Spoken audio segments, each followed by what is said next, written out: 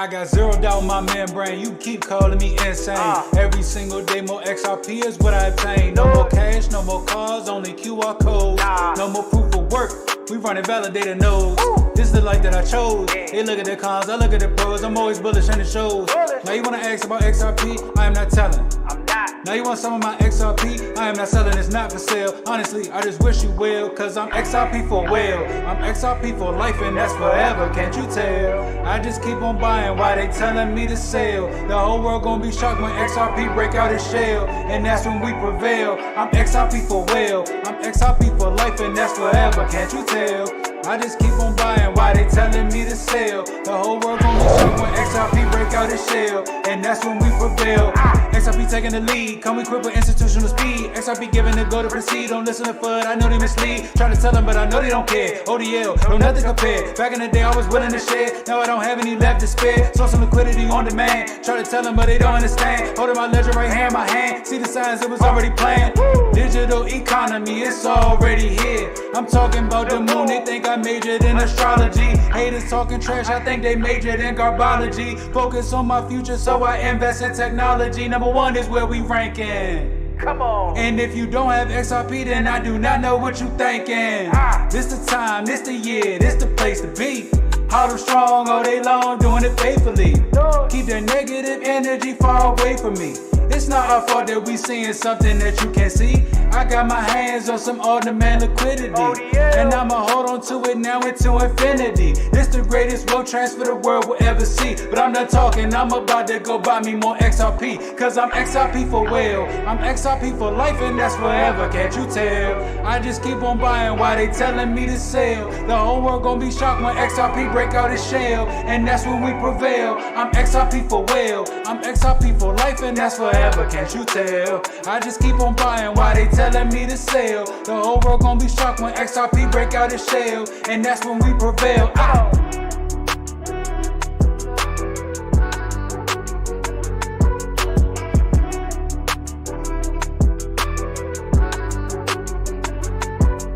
I'm XRP for well, L for well, L. I'm XRP for well, I'm XRP for life and that's forever, can't you tell? Can't you tell?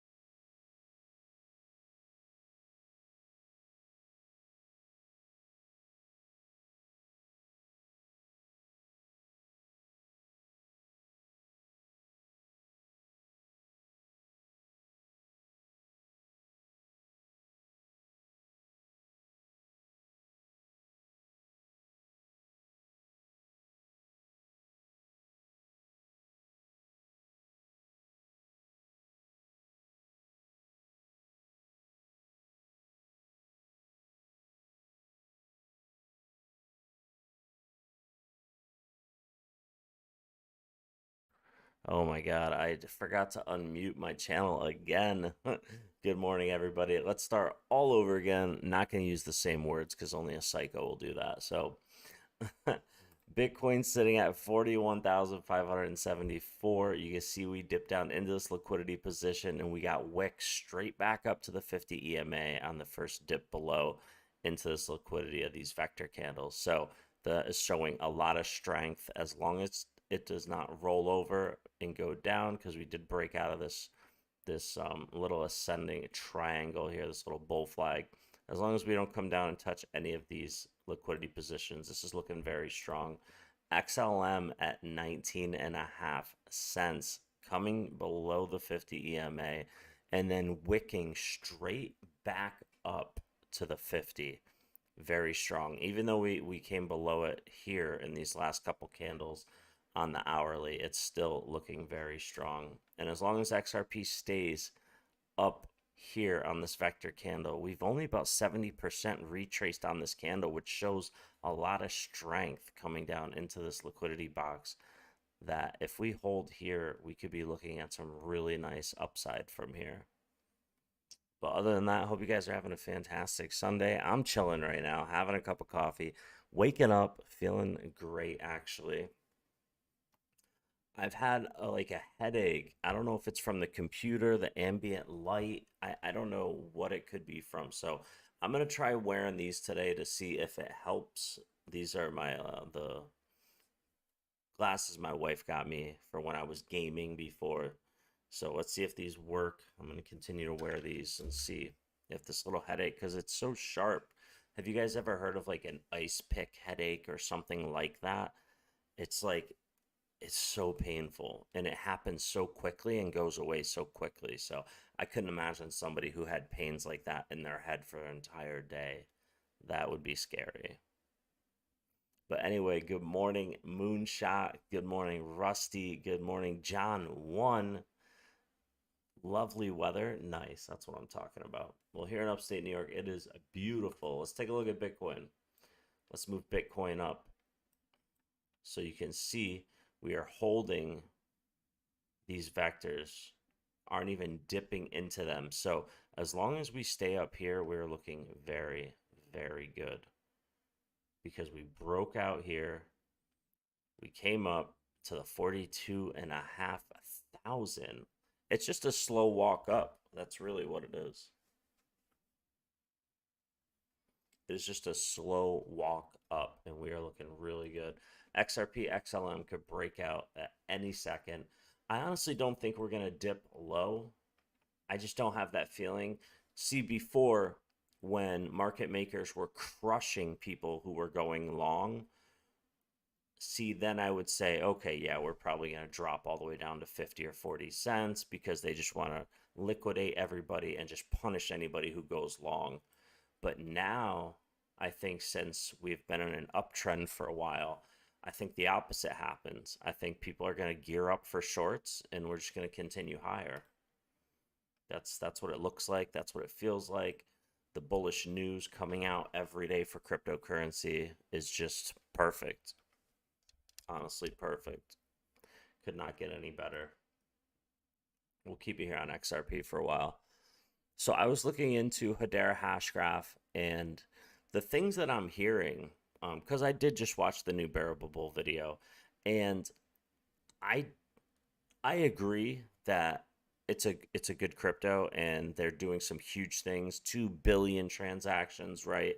They're not even marketing yet, so.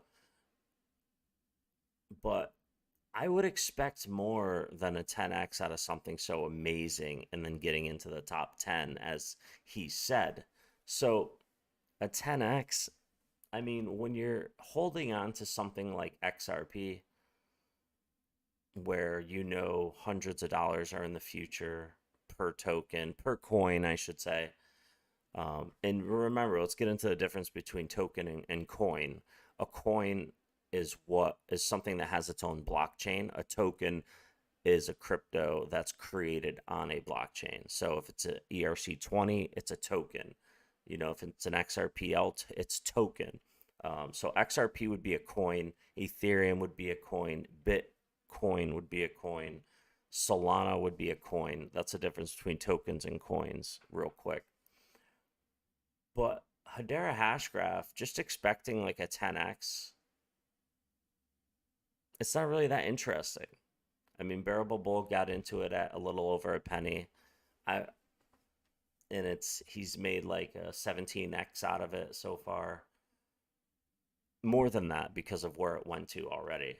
Way more than that, because it was up to like, what, 40, 50 cents or something? 40 cents. So I would have higher expectations,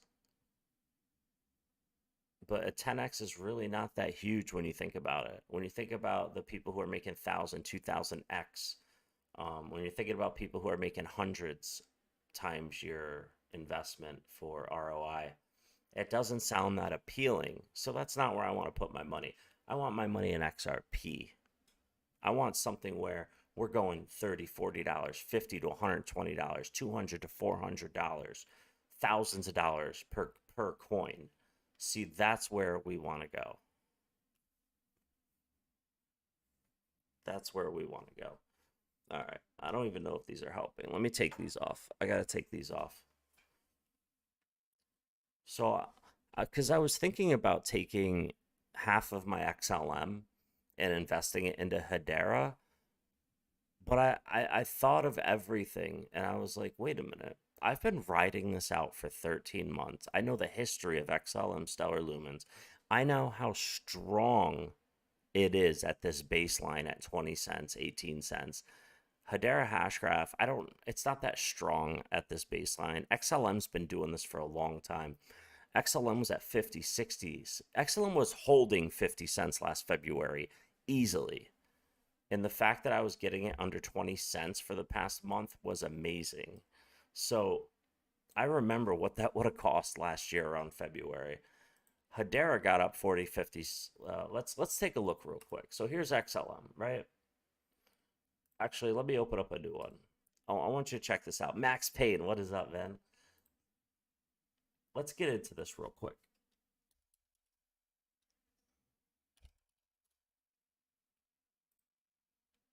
Let's put it on the daily.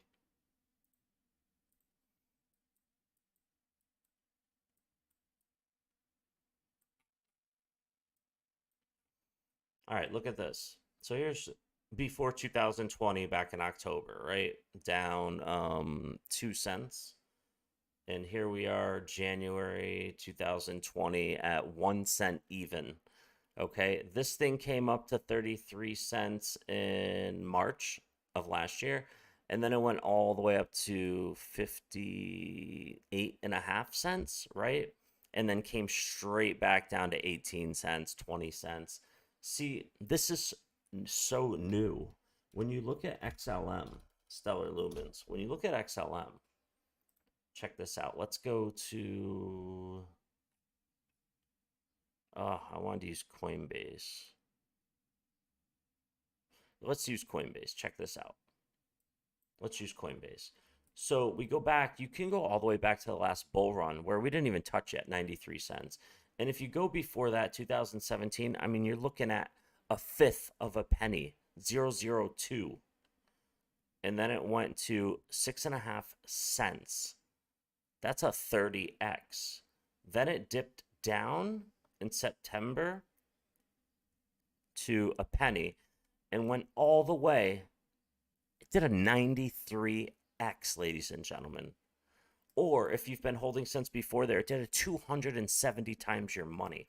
Then came all the way back down to 3 cents and held at around 6 to 7 cents.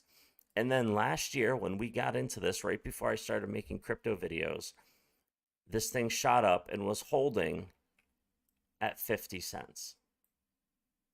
So when I got into this, here it is. Here's the week it held 50 cents. I remember this exactly because I just got into cryptocurrency. I knew nothing about charts. I knew nothing about this at all. Just that I knew cryptocurrency was the answer to any issue or problem I might have. So this is the week. This is when I remember, man, Stellar Lumens. Okay. Let me look into this. 50 cents. I'm looking at other things. $8, $1,000, $8,000. I'm like, whoa. All right. So maybe I can invest. See, I didn't know much about crypto. I was like, maybe I'll just invest in this. It's 50 cents, you know? And then I start studying, researching, right? Really looking into it. I found VeChain, right? I found VeChain. I was looking at some other ones. I was like, Orchid. I was like, Snowden speaking at one of these things. Edward Snowden. Man, I don't know if that's good publicity, you know? Somebody who can't come back to the US. Anyway, Orchid ended up doing terrible. So then we come over to April, where I'm pretty well versed at this point into cryptocurrency. We go up to 70 cents. Then we go up to 79 cents, right? And I'm like, man, I should have bought more at 50 cents. Well, guess what happened? So the summer comes. We're really well versed in cryptocurrency at this point. We come all the way down to 20 cents. I bought a bunch. I was happy. Now, ladies and gentlemen, look where we sit. I was buying this for under 17 cents over here. I bought a majority because I wanted to make sure I held at least 10,000 Stellar Lumens. At least. I mean, to me, that's a good amount, you know? That's a good amount to hold. A couple $1,000 is a good amount. So anyway, when I was looking at Hedera hash graph, H bar, and I'm looking at stellar lumens and the history, and I'm like, why would I buy H bar for 20 cents right now when it just got to where it is? It hasn't been around that long. I don't care about the partners it has right now. There are many great cryptos that have the same partners as H bar. So why would I buy this? Stellar is a bang for your buck at 17, 18, 19, 20 cents because of the strength, who it's partnered with, what it's been doing for years. This thing is about to rocket way more than a 10x. Why would I buy H bar? So to me, it makes sense to hold XRP, hold XLM, take profits from them, and when the market settles down, then maybe buy some H bar, depending on where it's going. XLM and XRP are proven cryptocurrencies, proven coins. So why would I buy H bar? Makes no sense to me. So I just want to bring you along on my thinking pattern, and you can see where we're at right now. I love my stellar lumens, and that's where we sit. Actually, let me get my. I'll wait, guys. I'll wait. So, how's everybody doing today? What do we got? 12, 13 people in here. How's everybody doing today? What are you guys up to? Guys and girls. I'm sorry. Guys and girls, everyone, whoever. Did I not configure this video correctly? Hold on, let me see this. White balance, gain, camera control. Okay.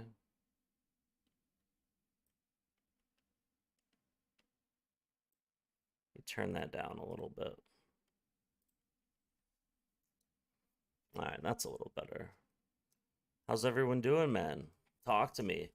Anybody make any new purchases? Anybody bag up some more crypto? Anybody looking at any new projects?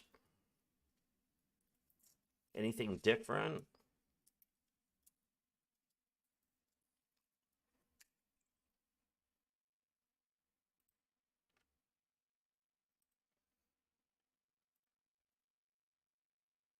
Just got out the showers. Okay. Okay. So fresh and so clean. I understand.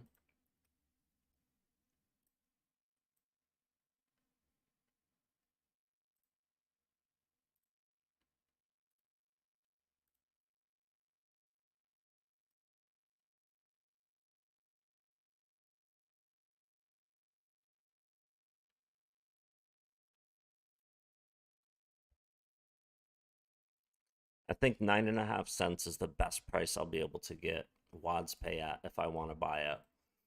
Because usually after a formation, it's going to come down to the first highest peak, which is right here.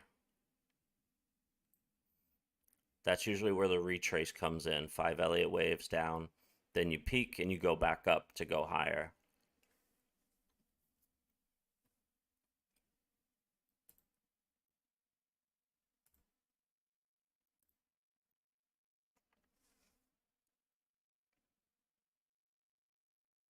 Had my engagement party last night. Max Payne, congratulations.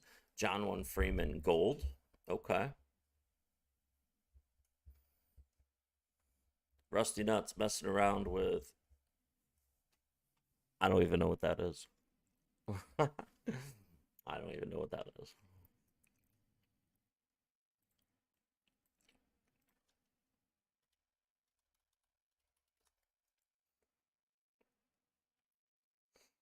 Provides an excessive yield potential with a protocol that works. It effectively combines returns from protocol-owned liquidity with returns from DeFi protocols across many channels to allocate rewards to yield holders. All cap user friendly. All cap user friendly. No maintenance fees to pay. So, oh, okay. Okay, I see what you're getting into. John, Max, my sister had my girl and I play a game where we sit back to back, answer questions about each other. She asked, Who spends more money? And my girl said, I spend all the money on crypto XRP. Busted. But you will be changing the future for you and your girl. Node project on Chronos? Yes, for sure. I just saw that. That's awesome. That is very good to get into.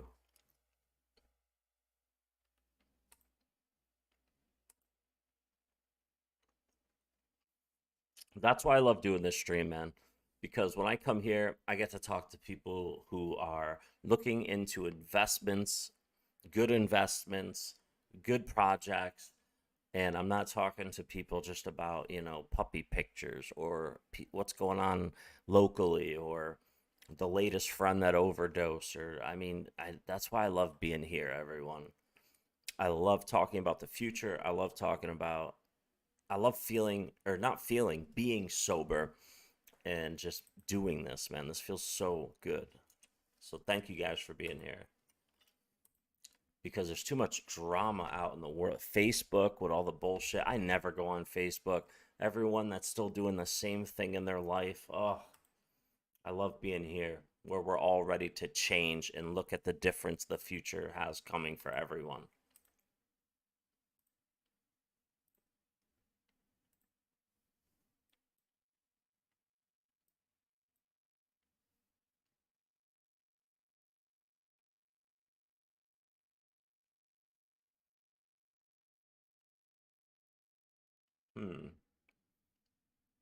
Just been Subway? What do you mean? You were just at Subway or you're on a Subway?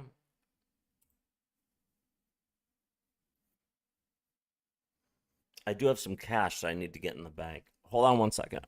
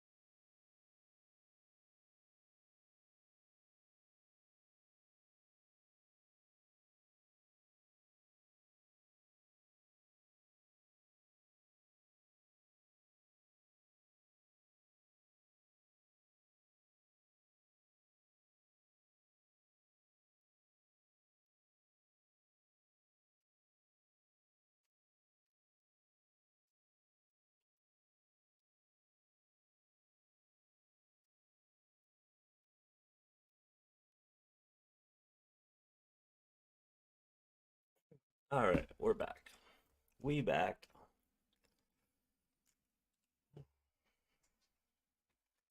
Ooh, what do we got going on here?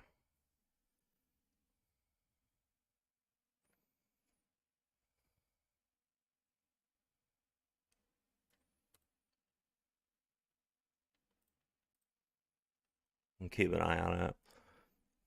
Oh, eating a sub. Okay, okay. Isn't Charles Hoskinson trying to bank the unbanked? Of course.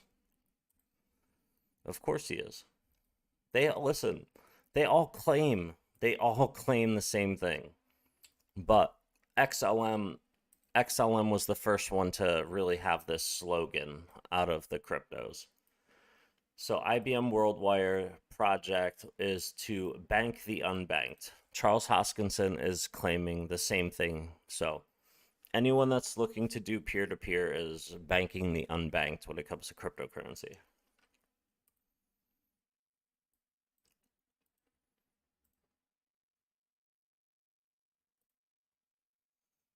All right, let's go to the book.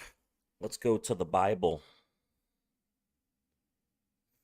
Let me find one of my favorite little passages from the book.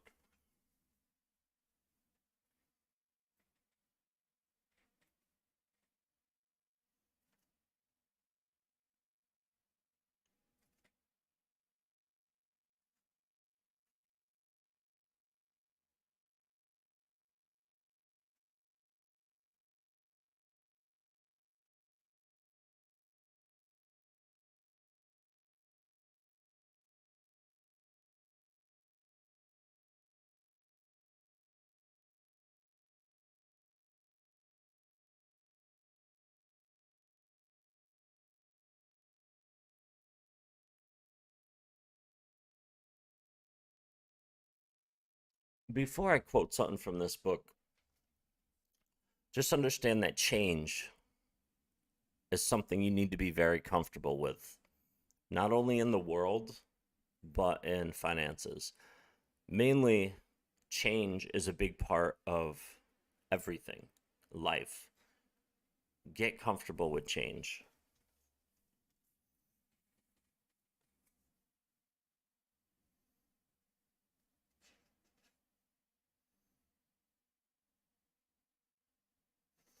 And you know what? Even though this book was written a long time ago, this passage I'm about to read rings so true today.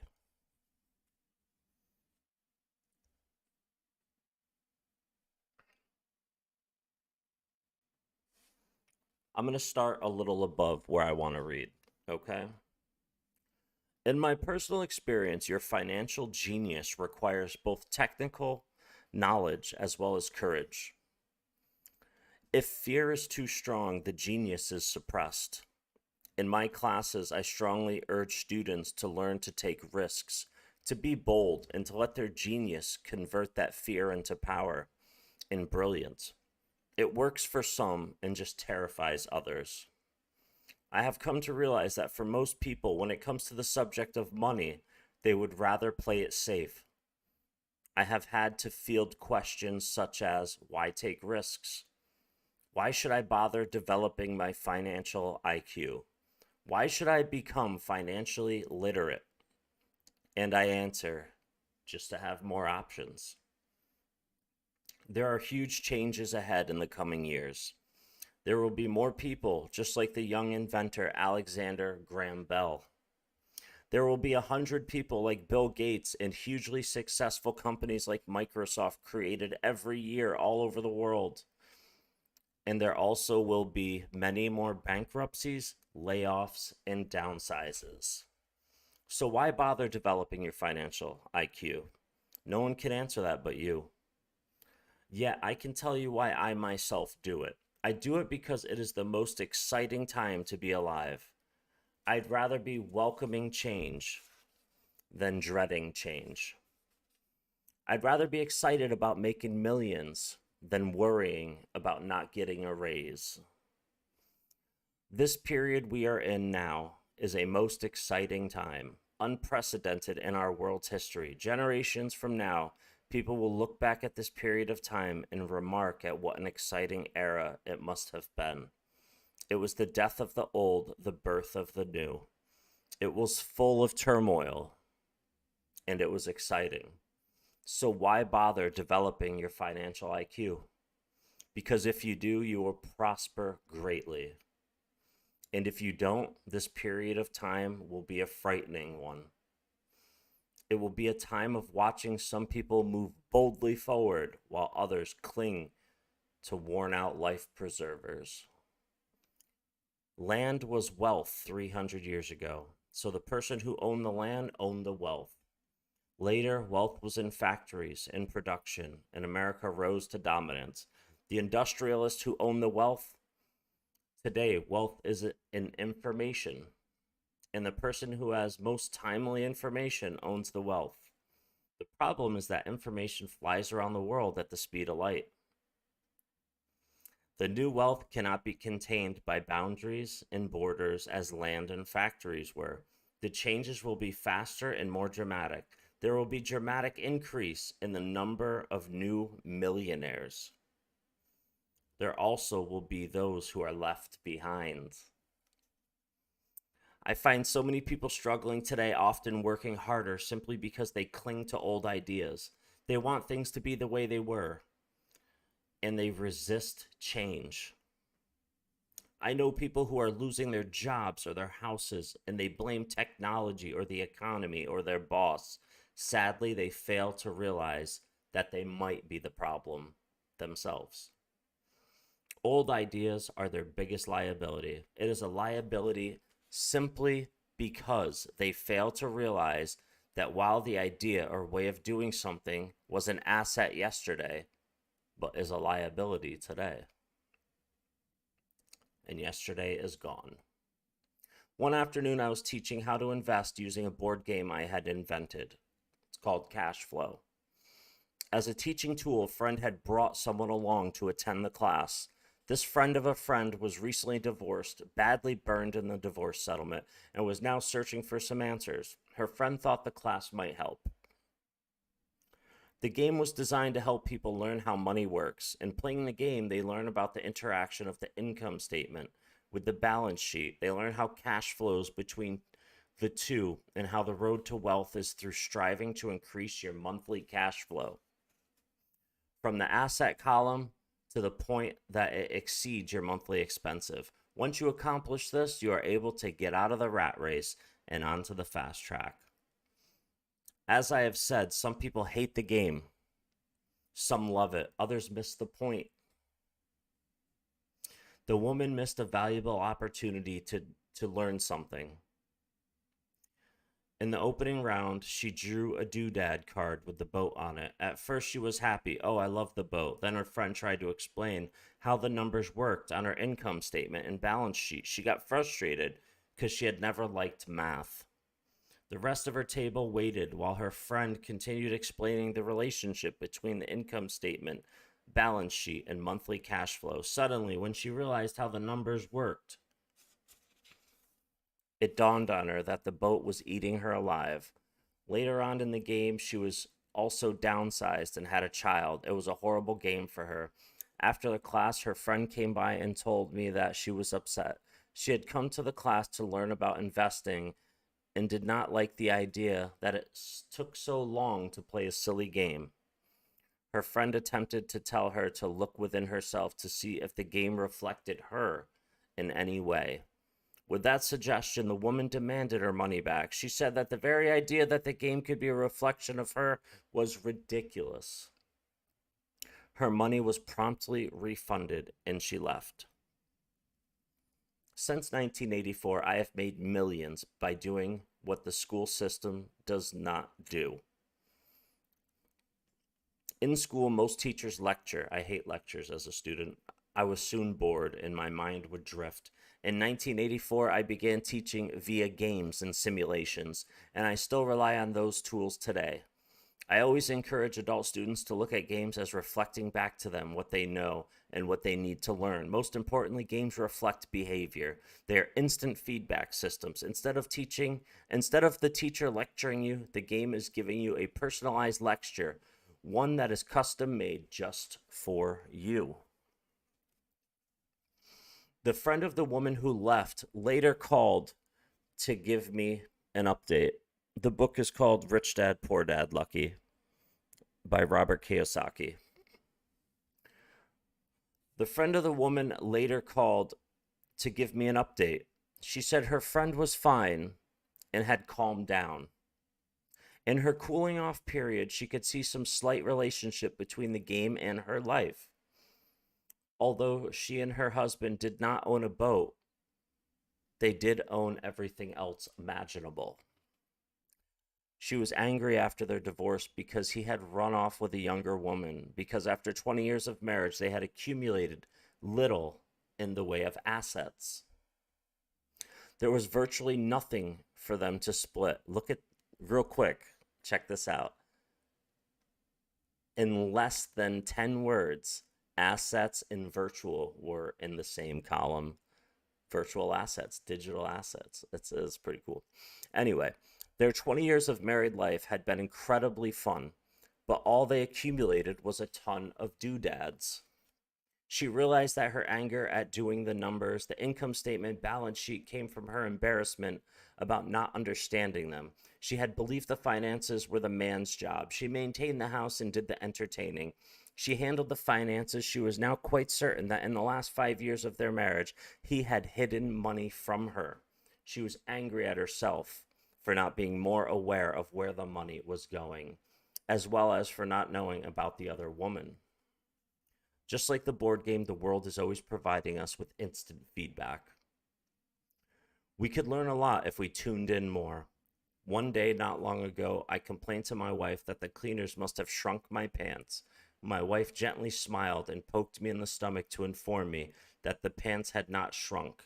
Something else had expanded. The cash flow game was designed to give every player personal feedback. Its purpose is to give you options. If you draw the boat card and it puts you into debt, the question is, now what can you do? How many different financial options can you come up with? That is the purpose of the game, to teach players to think, create new various financial options. Thousands of people throughout the world have played this game. The players who get out of the rat race the quickest are the people who understand numbers and have certain financial minds and creative financial minds. They recognize different financial options. Rich people are often creative and take calculated risk. People who take the longest are people who are not familiar with numbers and often do not understand the power of investing. Some people playing cash flow accumulate lots of money in the game, but they do not know what to do with it. Even though they have money, everyone else seems to be getting ahead of them. And that is true in real life. There are a lot of people who have a lot of money and do not get ahead financially. Limiting your options is the same as hanging on to an old ideas. I have a friend from high school who now works at 3 jobs. Years ago, he was the richest of all my classmates. When the local sugar plantation closed, the company he worked for went down with the plantation. In his mind, he had but one option, and that was the old option: work hard.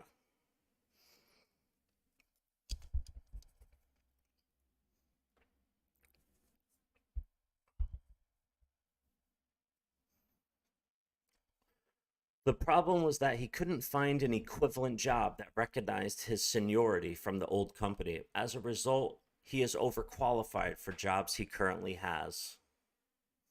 So his salary is lower. He now works 3 jobs to earn enough to survive. I have watched people playing cash flow complain that the right opportunity cards are not coming their way. So they sit there. I know people who do that in real life. They wait for the right opportunity. I have watched people get the right opportunity card and then do not have enough money. Then they complain that they would have gotten out of the rat race if they had had more money. So they sit there. I know people in real life who do that also. They see all the great ideas, but they have no money. Hola, Jaded. What was the car you present us with when XRP hit 1,000 USD? Forgot the brand. Oh, Misha Sepp. Hold on a second. It was SV. It's the car that Max Payne bought. The SV70, something like that. And I have seen people pull a great opportunity card, read it out loud, and have no idea that it is a great opportunity. They have the money, the time is right, they have the card, but they can't see the opportunity staring them in the face. They fail to see how it fits into their financial plan for escaping the rat race. And I know more people like that than all others combined. Most people have an opportunity of a lifetime flash right in front of them and they fail to see it. A year later, they find out about it after everyone else got rich. Financial intelligence is simply having more options. If the opportunities aren't coming your way, what else can you do to improve your financial position? If an opportunity lands in your lap and you have no money and the bank won't talk to you, what else can you do to get the opportunity to work in your favor? If your hunch is wrong and what you've been counting on doesn't happen, how can you turn a lemon into millions? That is financial intelligence. It is not so much what happens, but how many different financial solutions you can think of to turn a lemon into millions. It is how creative you are in solving financial problems. Most people only know one solution: work hard, save, borrow. Why would you want to increase your financial intelligence? Because you want to be the kind of person who creates your own luck. You take whatever happens and make it better. Few people realize that luck is created just as money is. And if you want to be luckier and create money instead of working hard, then your financial intelligence is important. If you are the kind of person who is waiting for the right thing to happen, you might wait for a long time. It's like waiting for all the traffic lights to be green for 5 miles before you start your trip. So I just wanted to read a little bit from Rich Dad, Poor Dad. And there are so many other, this book takes so many turns and has so much amazing information in it.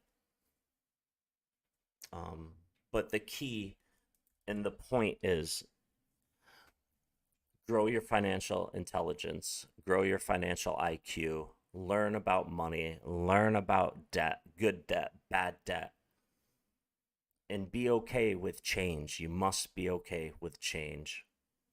Lucky, what is up, man? Is this church? Yes, it is.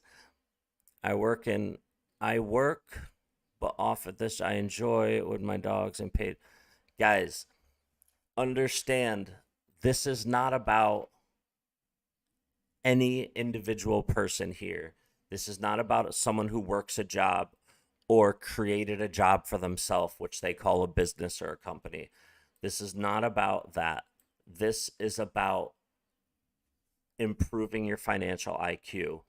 Of course, I had to work very hard to be able to invest into the crypto market, to invest into XRP and XLM, to invest into Terra Luna at $30.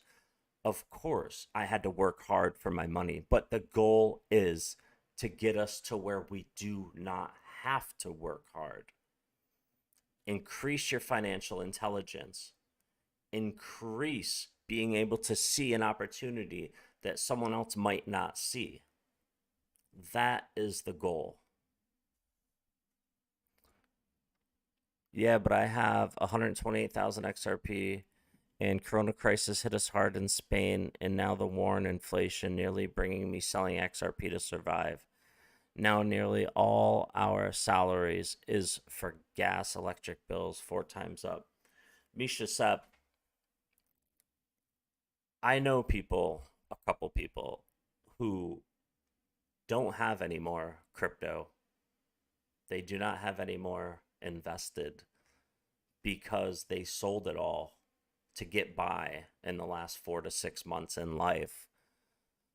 The trick is to increase that financial intelligence, to see the opportunities that might come about and make the best of them. The trick is to act like this does not exist. Those investments do not exist. Or to become very good at day trading with 10% of that.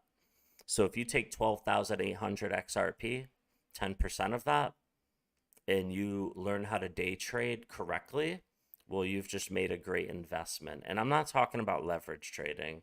I'm talking about just regular day or swing trading. There are other ways instead of selling your investments. Your investment is so you don't ever have to work ever again. So, I mean, well, 128,000 XRP is a good amount of XRP to me. It's a lot. I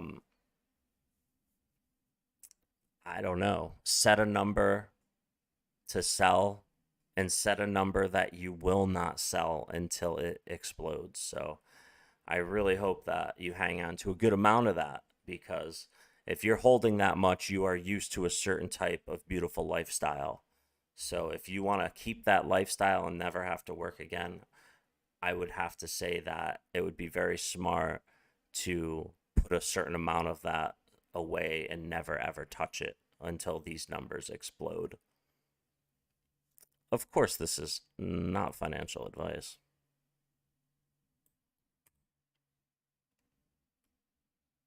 Florida, what is up, man? What's up? So, yes, every one of us is different. Every single one of us is able to save a little bit differently than the next. 1,000 XRP might be a lot to some of us. 1,000 XRP might be $1 to somebody else. The thing is, how much is needed to change your current life? How much money is needed to change your current lifestyle so you don't have to work hard to continue your current lifestyle? So you can be on cruise control. So your kids' kids can be on cruise control and enjoy the same lifestyle. Or maybe you want to change your lifestyle. Financial opportunities, your financial IQs, educate your mind financially. Understand the cash flow quadrant. What is debt? What is good debt? What is bad debt? Because I love debt. I love good debt. Good debt can make cash flow. Easily can make cash flow. $1 million. There you go. $1 million would change your life. $1 million maybe to Misha Sepp might get him through a year or two of life. You know, we're all different. We are all different. Me personally, I would love to have anywhere between 40 or $50 million. Am I going to get there one day? Let's see how far. I will never stop increasing my financial IQ. I will never stop building. I am in school every single day. I am in school to learn more. And life is my school. Learning from everything, cherry picking from every content creator, every Google article, every chart, cherry picking the information that is going to increase my financial IQ. Ooh, look at that. Turned right around. Just started. Let's go.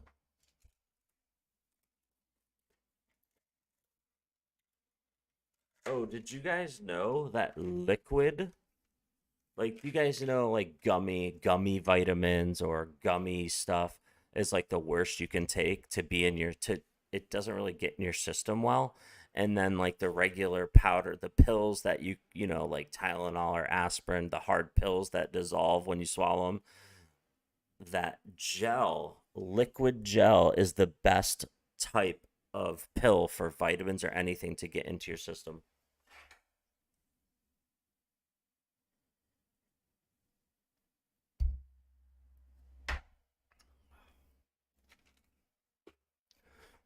What will you do or change if tomorrow you have 40 million?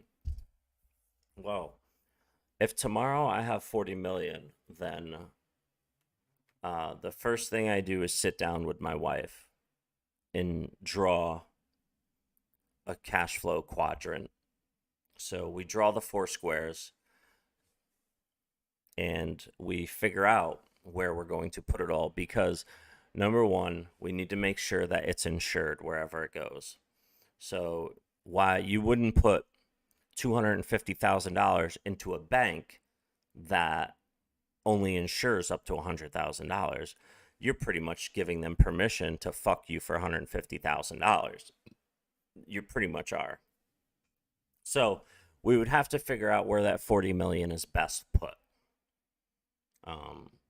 We would probably get probably 5 different nanos and open up multiple accounts. We would also get up different places, because I would like to hold a certain amount in different types of wallets as well, in case something ever did happen to one of these or the whole system. You want to make sure you have a few different places where you keep it. I would probably have a certain amount of Bitcoin, a certain amount of XRP, a certain amount of different assets, a certain amount of stocks. I would grow my basket of investments. It wouldn't just be XRP and XLM and Terra Luna. My wife loves Terra Luna, but I'm all XRP and XLM right now. That's what I hold, but I also hold 10,000 block tokens. Okay. So what I would do is, what I would change is what I hold. I would change holding a lot of Bitcoin, a lot of XRP. I would probably hold a little Ethereum as well, because you never know. I would hold certain stocks, and I would diversify a lot more, because I need to insure my wealth into the future. And then after all of that is fine and said and done, and my money is allocated correctly, then I can see, what can we afford to spend on ourselves now and our family, our closest family, and what charity do we like the most to donate to. Of course, you always like to start where you live to help out your neighbors. And that's pretty much what would happen. Immediately, what would happen. I would get the Tesla that I wanted. My wife would get her probably BMW or Mercedes SUV that we want, and we would make sure that our closest family members were okay. It's not about giving away money, it's about sustaining money so nobody has to work hard and they can just enjoy life. And I would be live streaming all day, every single day, with a brand new stream room, totally redone, brand new chair, brand new gaming computer, brand new monitors, brand new everything for the stream. Mic swing arms. I would get a stream deck. I used to have a stream deck when I used to live stream. Stream decks are pretty cool. Elgato Stream Deck. Yeah, for those of you who don't know, the stream decks are fun. I used to have this one right here. I used to have the small one. This is the one I used to have, the Elgato Stream Deck. But this is the one that they currently sell at Best Buy. It's a little bigger. And it's so I don't have to go over here and click things. It's so I don't have to look and click. I can just use my Stream Deck with my hand and push the buttons to change scene or to pop up a music video. Pair corridors. Something like this. I can just hit the Stream Deck button. I would get everything that would make the stream better. I'm sure I would be able to have a very nice life with no working if only had 2 mil. Nice.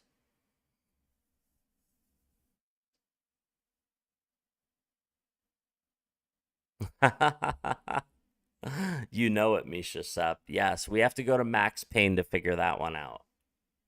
We have to go to Max Payne. Actually, wait, hold on. Let me look in my history.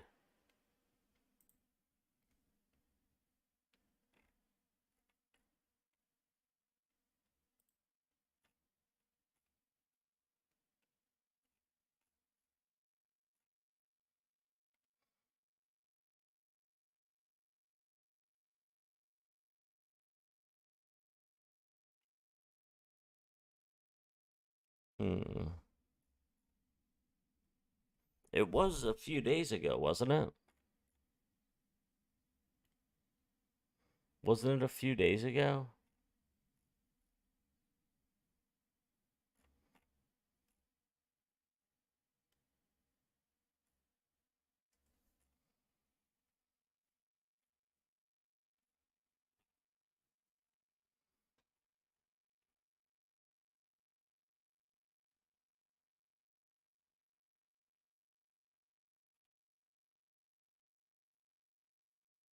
Hold on, I'm in my history right now.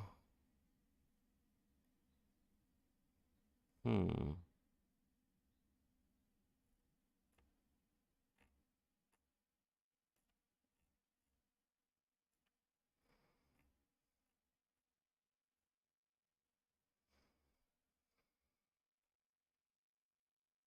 The 2022 GV70. I just found it in my history. Here it is. This is it. Oh, sugar. Get out of here. This is the vehicle right here. 2022 G7 Genesis. This is it.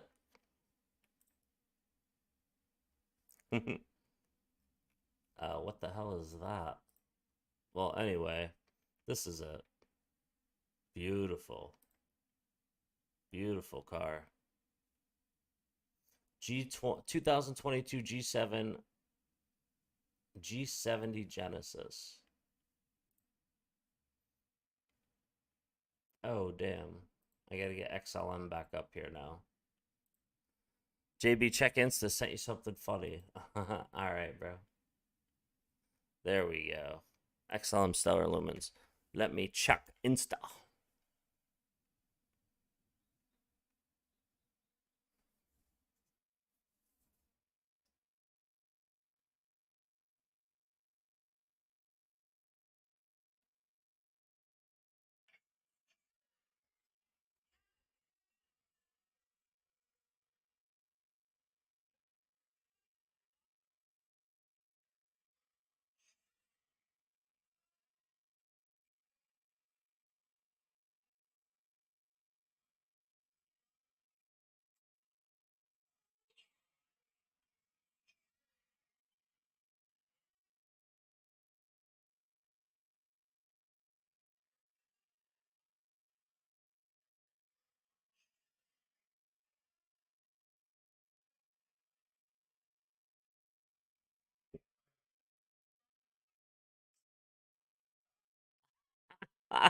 You know that little kid was about to start crying.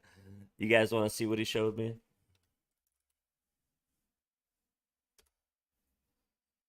I'll show you guys what he just sent me. You deserve at least double the subscribers from Matty G and XRP Vale. Yeah, that car is waiting for us. Yes, it is. But you buy a Tesla and your wife a BMW, and we get the Genesis. That's correct. That is correct.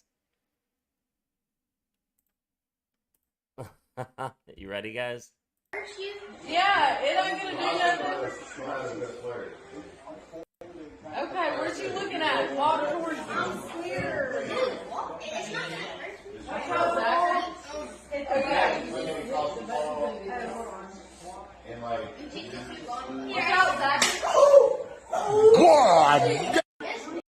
Oh my God. Golden Pocket, my man, what's up? I grabbed a little tiny small bag of that LBC token. I don't know what LBC is. I think it's not a bad idea to bet on lawsuits even more when the token already dropped 90%. Yeah, I mean, if something's down 90% and your research tells you that it's still a good project, then yeah, buying something 90% now is a great idea. As long as your research shows that it is going to continue. But yeah, Misha Set, man, I appreciate what you said about me and equivalence with XRP Vale and Matty G. Yeah, I don't know how they have the amount of subscribers they have. But it is what it is, man. Rye guy, what is up, bro? Yo, that connected. Gold damn. So yeah, Bitcoin's chilling. We've entered a teeny bit of this liquidity box. Remember, we're on the strength of this triangle. We are on the strength of where we broke out from. So I don't expect it to fall just because of the strength that we came out of it from. But of course, it's cryptocurrency. Oh, library? Respect, my man. Yes, thank you. Thank you, Golden Pocket. But yeah, as far as I'm concerned, these are the only two cryptocurrencies that I want to keep building. No matter what comes, no matter what I look at, no matter what happens, XLM and XRP, I believe, have the biggest, brightest future in my playbook as far as solidness, as far as how solid of projects they are and who is behind them is very important as well. XLM did a lot, Stellar Lumens did a lot of marketing when it came to Coinbase with Coinbase users.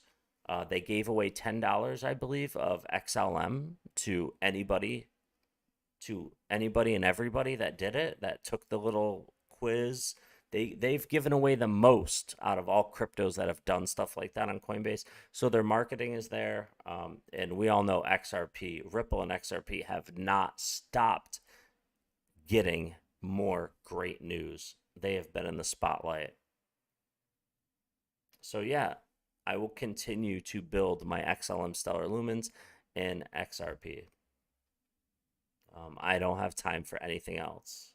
The only reason I bought 10,000 block tokens is because Blocktopia, I believe, is a good metaverse project, and it only cost me like a little over $100 to buy 10,000 of the tokens. So that's what I did. Also, why I hold at least 100,000 legacy tokens is because it's 0.002. It's a fifth of a penny per token. So it's very easy to hold 100,000 of those, and you just put them in a wallet and forget about them. But these are who I am actively building. There is no other project. Nope. Hedera Hashgraph compared to either one of these projects doesn't come close. I can already see it. I can see in my mind's eye what Hedera Hashgraph is all about. And I do know about the 2 billion in the transactions. I do also know about the companies that are behind it. I know about the connections with Mr. Wonderful, Kevin O'Leary, and just that alone and those other bigger companies makes me just really, it just irks me. Because when you have big companies like that and billionaires like that, they want profits. They have shareholders to impress and pay. So people who buy that coin, I believe they're going to be taking a lot of the profits and liquidity out of that coin, and it's barely going to move. So that's why I'm very hesitant on Hedera Hashgraph. So yeah, XRP and XLM are the ones I will continue stacking and stacking and stacking, because the story doesn't change. Just because something new and shiny comes along with some marketing doesn't mean anything to me, because it's not as big as the amount of people that are working at Ripple. It is not as big as the world adoption and what this is all about. So any little coin that comes along with a little marketing, I don't care. They're not taking my money, not stealing my money, because 18,000 different cryptocurrencies, and these two projects are solid in my book. I will buy also some library. Good moment to step in. Rye guy, Asian session tonight. Yeah, possibly we go up. XRP Brit, hey, what is up, man? Good to see you. Library is the token for Odyssey video platform, right? Question mark. Definitely feels to me like they went after library because they truly can't control the flow of information on that platform. Yeah, possibly. I don't know anything about library whatsoever. The only thing I know is that they tweeted pretty much fuck the SEC lately, so that was kind of funny. Golden Pocket, I bleed XRP and XLM, but I know they don't So you for nothing. So I saw the library interview with John Deaton, threw a little something on it. Yeah, library is in the spotlight only because they were cooperating with the SEC and just kept getting fucked by the SEC. So that tells me that library, the people of library are going to start taking or already have taken a ton of money out of the token to pay for their legal matters and to pay for all that bullshit because that's all they have. They're gonna start taking from their project immensely. Um, so yeah, that's how I feel about that. That would push me away from it. But let's I'll take a look at it real quick.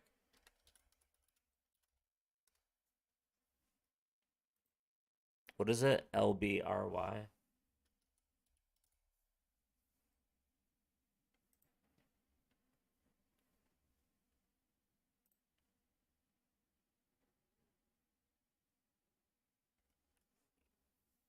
$0.03.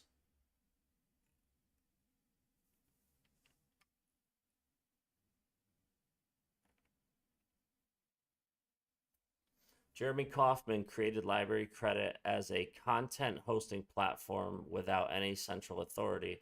Aside from Library, Kaufman is also the founder of TopScope, a registry system for managing events and activities. He holds a degree certificate in physics and computer science from the Rensselaer Polytechnic Institute.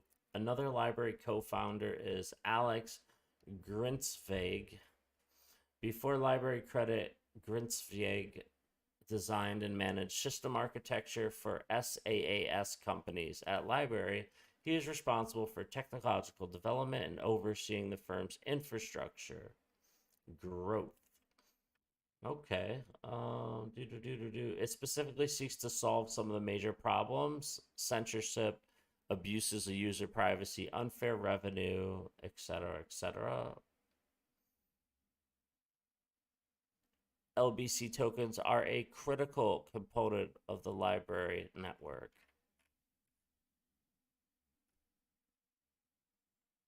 Yeah, it would not hurt at all. It wouldn't hurt at all to throw a little money at this at 3 cents. I agree. I agree with you guys 100%. Let me take a look.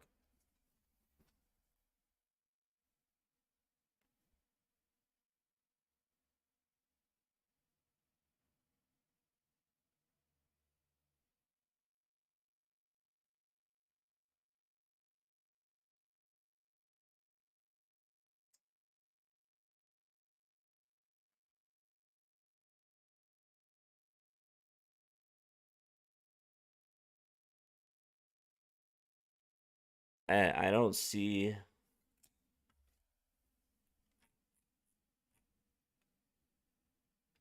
Coinex, Mexi, Bitrex.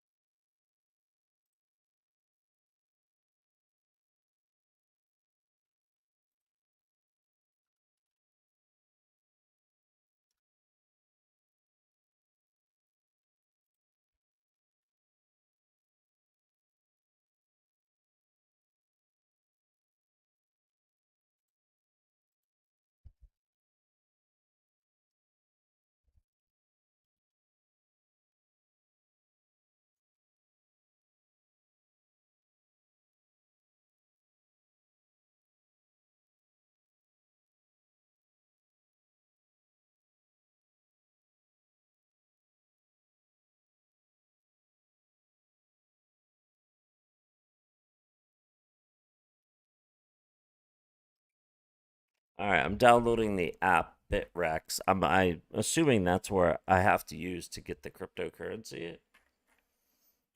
But yeah, it definitely would make sense to get a little bit at 3 cents. I agree with you guys.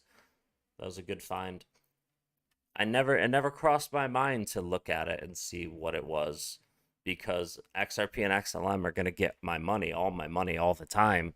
But when you see something like that, that was over, at $1.20 recently, yeah, and it's at 3 cents and it's a decent project, it makes sense to put a little at it.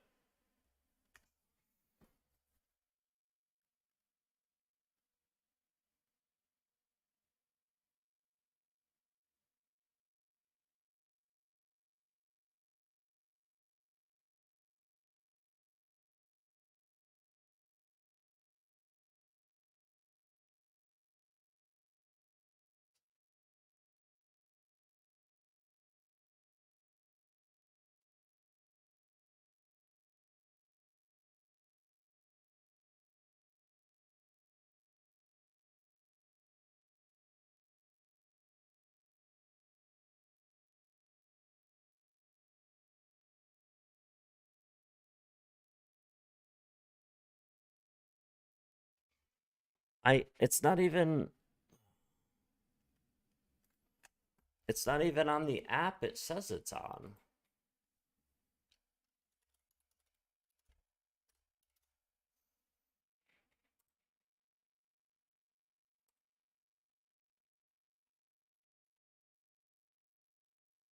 LBC USD. I just looked. I'm on Bitrex right now and it's not even there.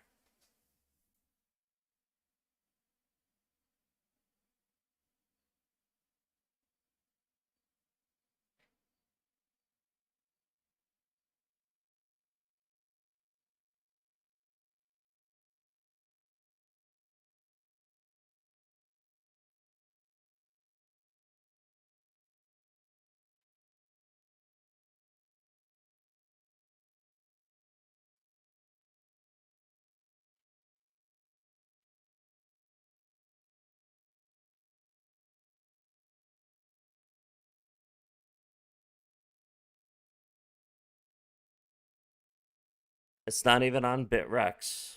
It's not even here. It says it's on Bitrex, but it's not. This is weird.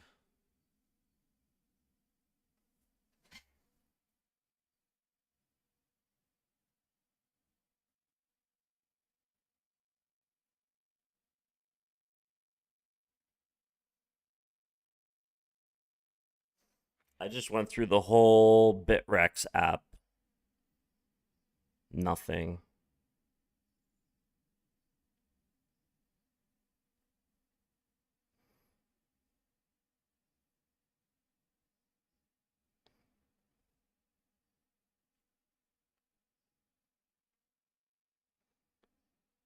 I'm deleting the app.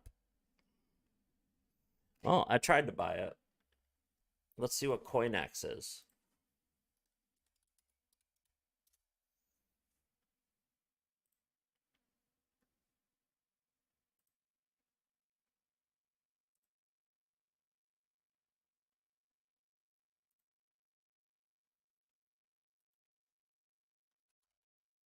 Ah, this one pops up with it.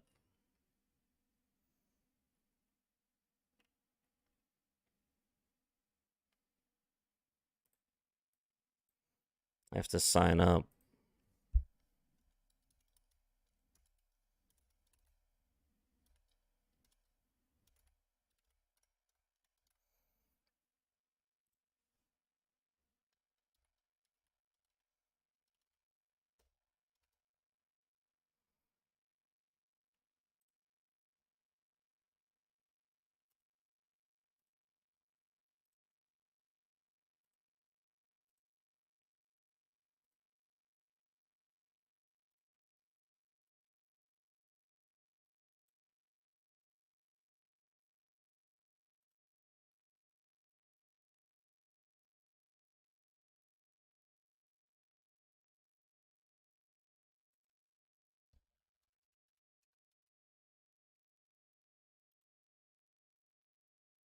All right, good to go.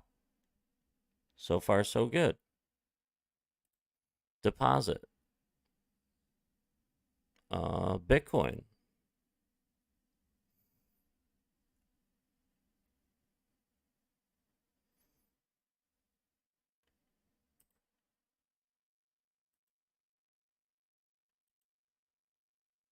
What the hell's this?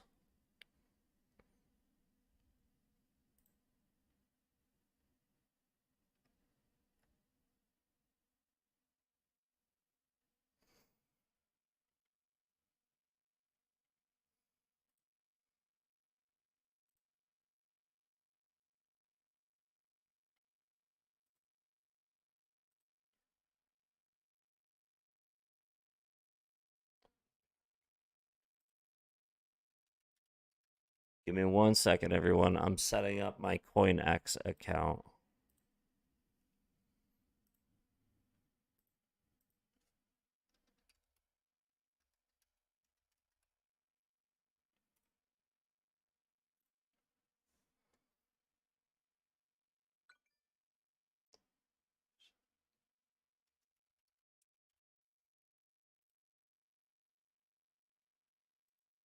Okay, dope. Awesome.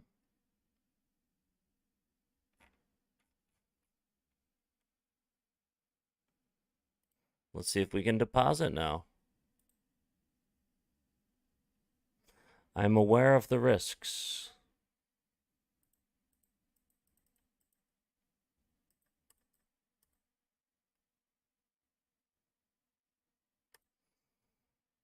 Okay. Here we go. Let's send some Bitcoin. What should I buy? 3 cents. Let's buy 10,000 of the token.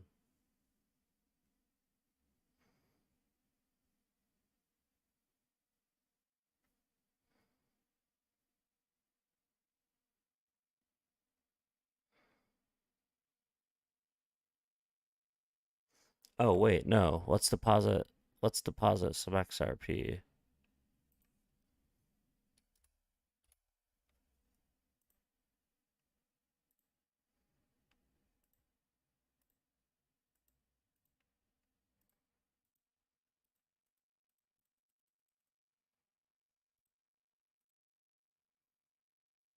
There we go.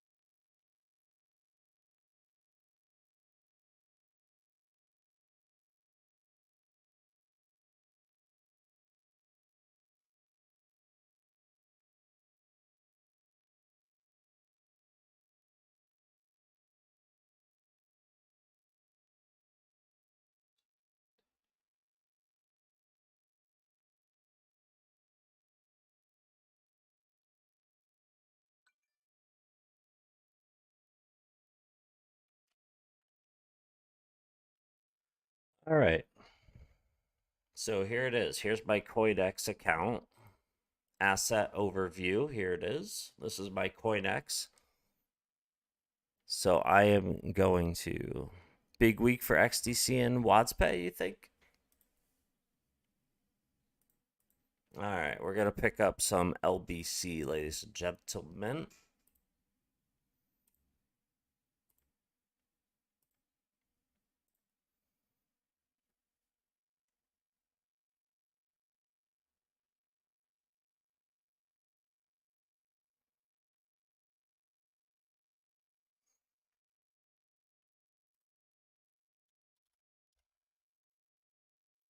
There we go.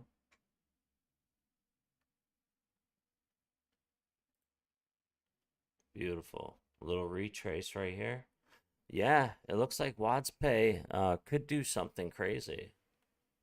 It has been setting up lately for something. I believe so.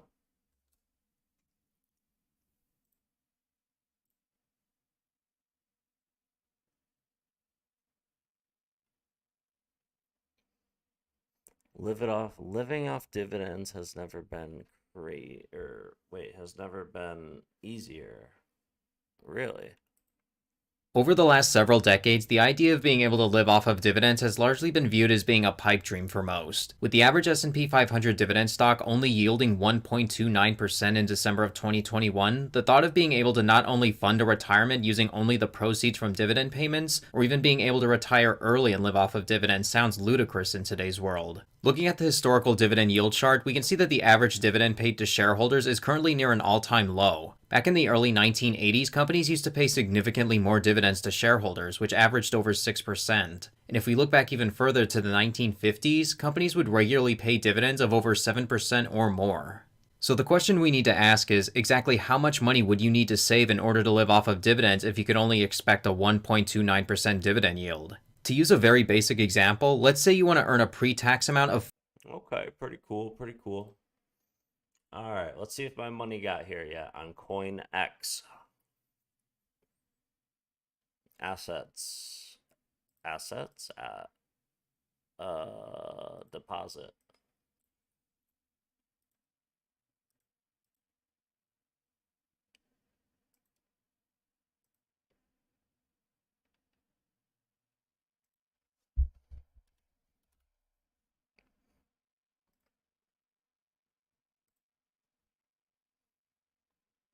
Ah, there it is. Okay. So our deposit is here. So let's go to exchange. Let's see if there is an XRP LBC.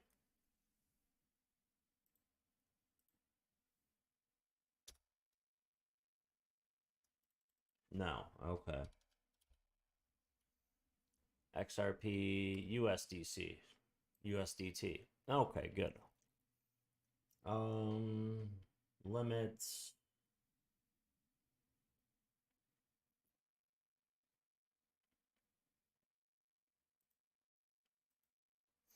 Let's sell for 0.802.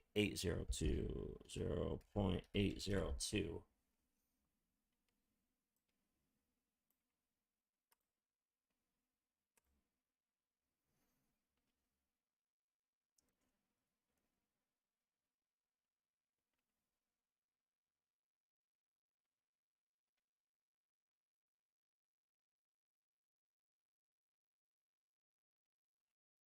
All right, perfect. Now let's get some LBC, baby. Let's see, where are we at? 0.0297. 0.0297. And let's buy a few $100 worth.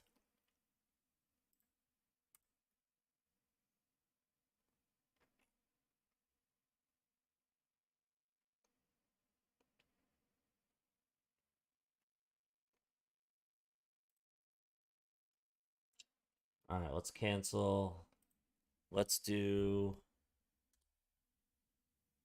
4. That'll probably execute it.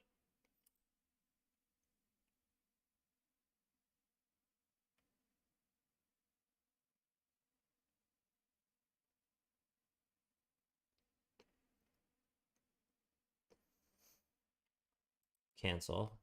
Let's do... Oh, I know what it wants. 0299. They want you to buy it for a little more. That's right. My bad, guys. This should execute faster. Oh my god, it's already up. Cancel. What is it at? 0.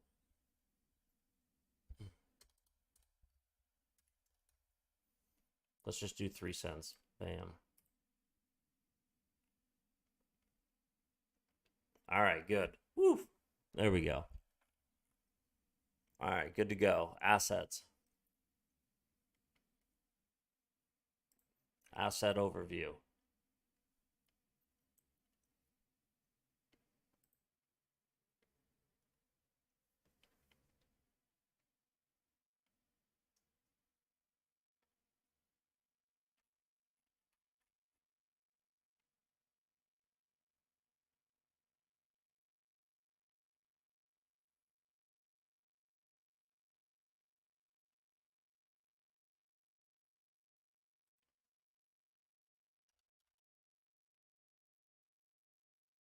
Library credits. What do I have? 8,647. All right, you guys. Let's go. Finally. You guys are awesome, man. Thank you. Do I have to move this? Transfer? Financial? Is that where I want my money? What is financial? What is this?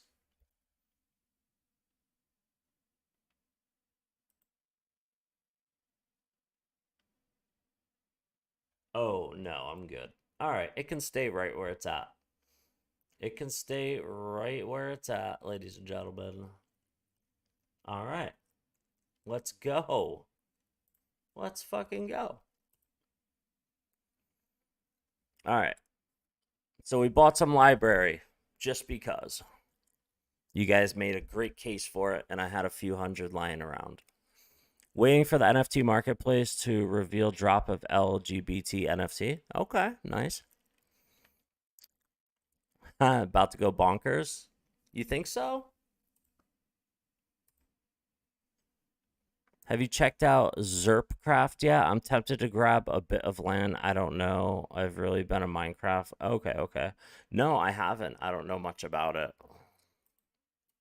I don't.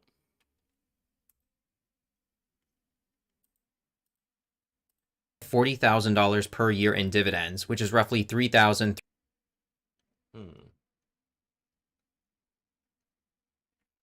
Wait a minute. Can I hold on.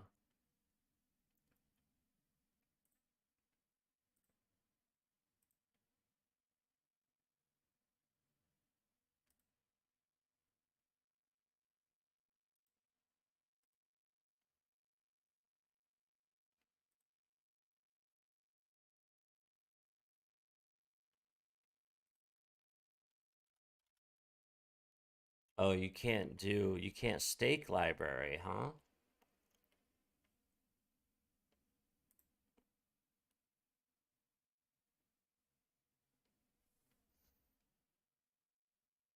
Well, ladies and gentlemen, I am happy. I am happy I am holding library with you guys.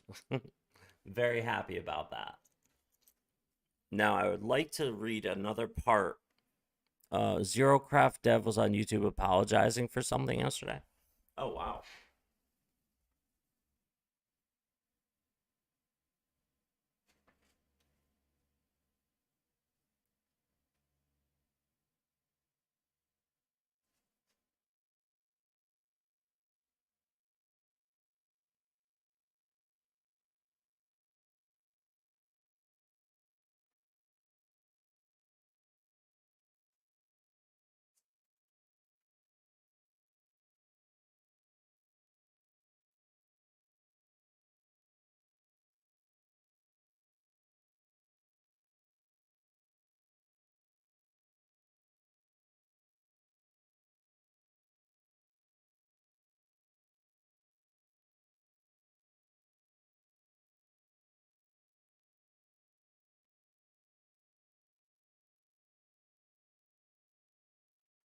Actually, I'm gonna hold off on the reading. I'm gonna hold off on that. I will pick another portion of the book to read to you guys that I like from Rich Dad Poor Dad.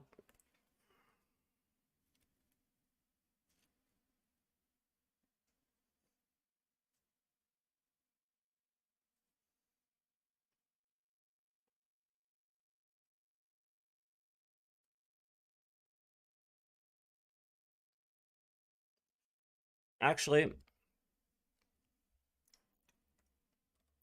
I did find something that I'd like to read real quick. Another portion of the Rich Dad Poor Dad book. And remember, anyone who's new here, I read this book years ago. It's my favorite book. I've read it multiple times, and I just want to share it with you guys. All right. The real tragedy is that the lack of early financial education is what creates the risk faced by average middle class people. The reason they have to play it safe is because their financial positions are tenuous at best. Their balance sheets are not balanced. Instead, they are loaded with liabilities and have no real assets that generate income.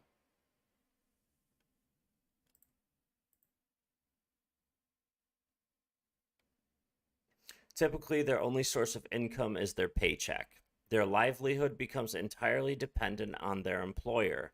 So when genuine deals of a lifetime come along, these people can't take advantage of them because they are working so hard, are taxed to the max, and are loaded with debt. As I said at the start of this section, the most important rule is to know the difference between an asset and a liability. Once you understand the difference, concentrate your efforts on buying income-generating assets. That's the best way to get started on a path to becoming rich. Keep doing that and your asset column will grow. Keep liabilities and expenses down so more money is available to continue pouring into the asset column. Soon the asset base will be so deep that you can afford to look at more speculative investments. Investments that may have returns of 100% to infinity. $5,000 investments that are soon turned into 1 million or more. Investments that the middle class calls too risky. The investment is not risky for the financially literate.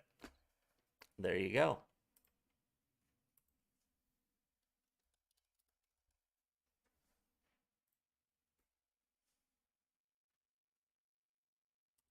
Disease, over caution.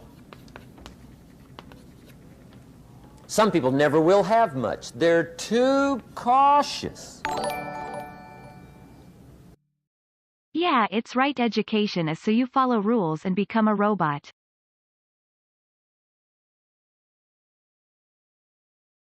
Wait, what was that? Moonshot. Yeah, it's right. Education is so you follow rules. Yeah, exactly. 100%. Now, you can also be too reckless, but you can also be Appreciate the 5, man. Appreciate the super chat. Always. Thank you, Ben. too cautious. This is called the timid approach to life. And my caution was always the risk. Risk used to drive me right up the wall. I used to say, what if this happens? It's called the language of the poor. What if this happens? And on top of that, if this was to happen, look at the fix I'd be in. I better not try. I could always ace myself out.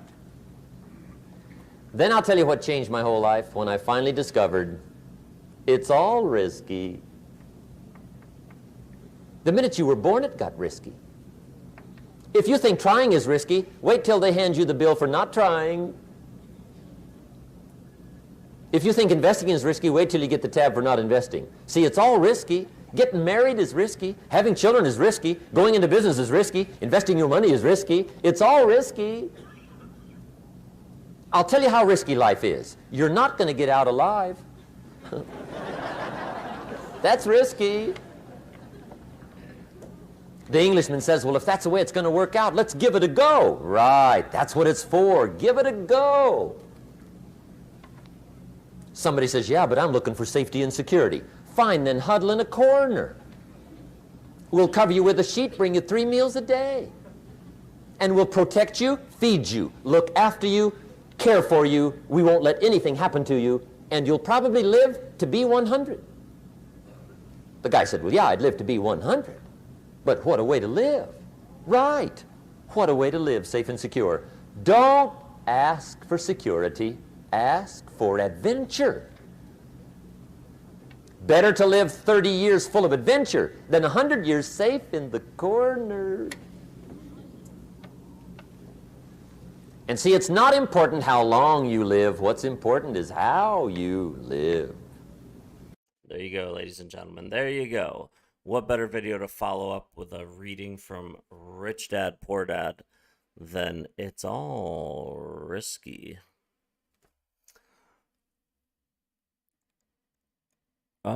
What I'm saying one night at the bar are 30 to 50 and more. Wait, I don't know what that means, Florida. What does that mean? All right, let's keep an eye on this stuff. Bitcoin, XRP, XLM, respecting their vectors right now, their liquidity positions.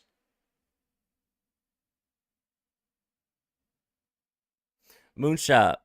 When you hear anything of news, is risk, risk, risk to put something in your mind, so not to risk it as taught at school. Don't risk it. Risk it for the biscuit. World's poorest baby monkey. Monkey with the... Wait, what?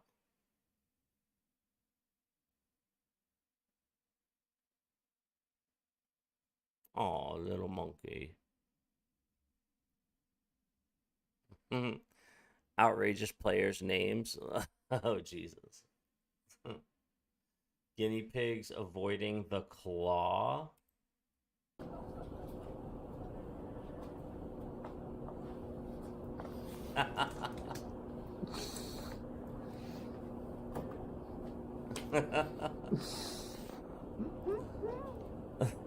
Said, not today, I don't think so. What the heck? Hello, friends. It just so happens that animals make friends only with their own kind, or similar animals, deliberately put in the enclosure with the most mischievous animals of the zoo. Otters, that is. As soon as the canal was finished, the little rascals set out to check the cool innovation, thus the surprise to see where it would take them. It should be mentioned that these nimble creatures certainly wouldn't let anyone land it in the enclosure of the orangutans. It took each of them a few minutes to get to know each other and conclude that neither of them was dangerous, after which they began to play together. It was simply incredible, said the zoo workers, but then there was more. Seeing unidentified guests next to their son, Ujan and Sari immediately rushed to help him out. However, 5 minutes later, they already got to meet the otters, which was no less heartwarming. Instead of taking Barani back to the cave, the huge orangutans didn't just allow him to play with their guests, but even joined him, seeking to get to know the newcomers better. A few minutes later, the otters were already running up and down the huge and hairy back of Ujan and Sari. The mood of the monkeys quickly changed for the better. Jumping ahead, I'd like to say that a beautiful friendship started that day. Two completely different species of animals with completely opposite interests made friends. From the moment they first met, they began to spend almost all their time together. They mostly played catch-up and hide-and-seek. According to Matthew, otters hide under large tree trunks or wooden structures, and little Barani runs around the enclosure looking for them. Sometimes they come over simply to tease him. It really does look like kids playing on the playground. Older animals spend their time with adult orangutans, who even pick them up carefully with their huge paws and just let them run on their hairy backs. The photographers of the Belgian zoo can't keep up with the animals, but the pictures they do manage to take turn out to be rather funny. A bulletin board has been placed at the zoo entrance recently, and among other things there are pictures of the wise-looking Ujan surrounded by otters, who seem to be closely watching him as he was their teacher, is over. Ujan, Sari, and Barani are still the stars of the zoo, but now they have friends. Residents rush to see this miracle with their own eyes, as nothing like this has ever happened before. That is funny. That is definitely funny. Working Money Channel, Ripple XRP. Is Project Sandman an extension? What? I'm not a huge fan of the Working Money Channel, but I am a fan of Crypto Addy. Secret deal. Ooh, what is this? Consensus made a big acquisition this week and also got some investment. Congratulations. Tell us your big news.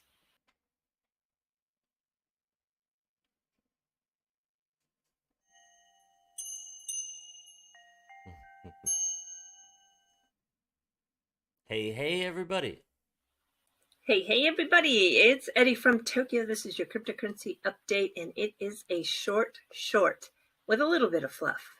When I first saw the headlines that Consensus was under fire from shareholders demanding an audit, I really didn't understand what had happened.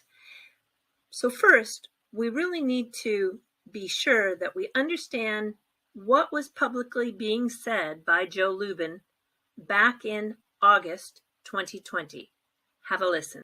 So Consensus has been working with JP Morgan for quite a long time, more recently, to discuss how we might work together more intimately. And So Consensus and JP Morgan, they had been working together for quite some time. And no disputing that fact. And at this same time, August 2020, Consensus took over the JP Morgan blockchain called Quorum.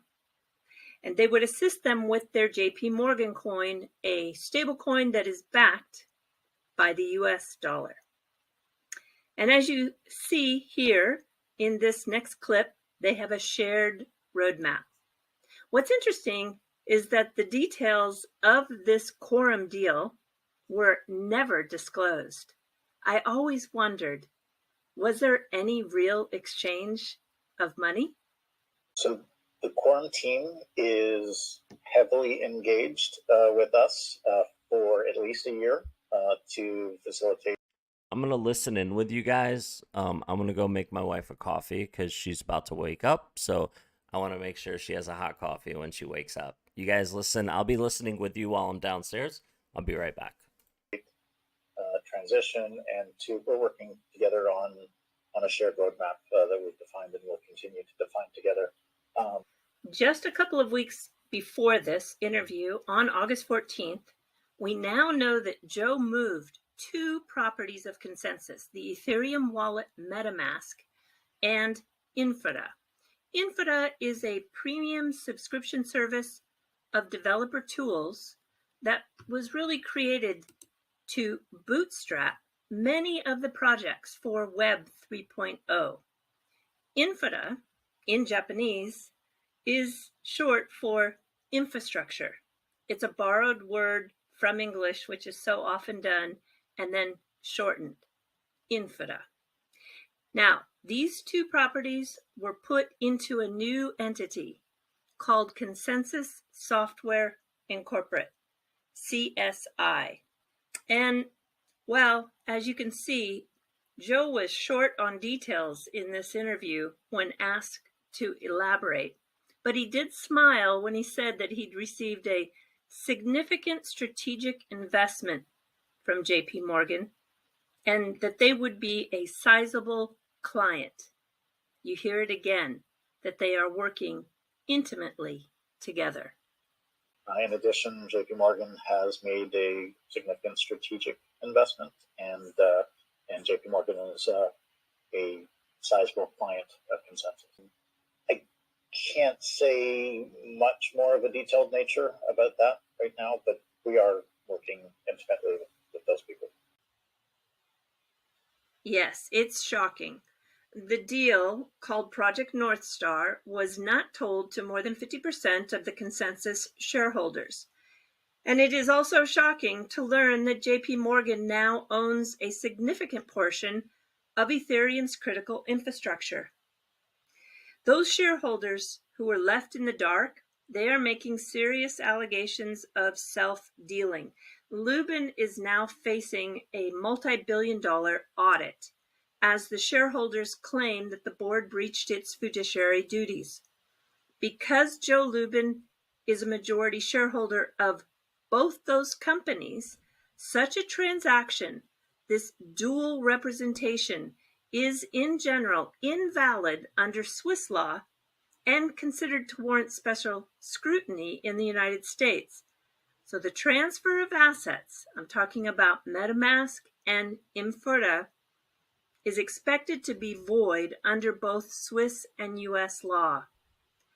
I know, as an XRP holder and as a person in this crypto space, it seems like we are constantly battling uphill. Hang in there, because I do believe justice does prevail.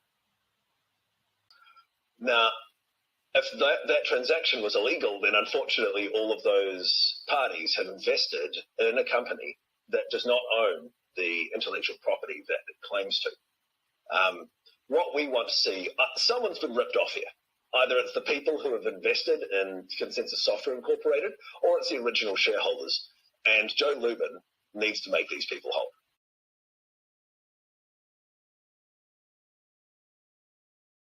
I promised you a little fluff, so we're going to jump right into it. And we're going to talk about English words in the Japanese vocabulary that have been borrowed and shortened, because there's some real good ones.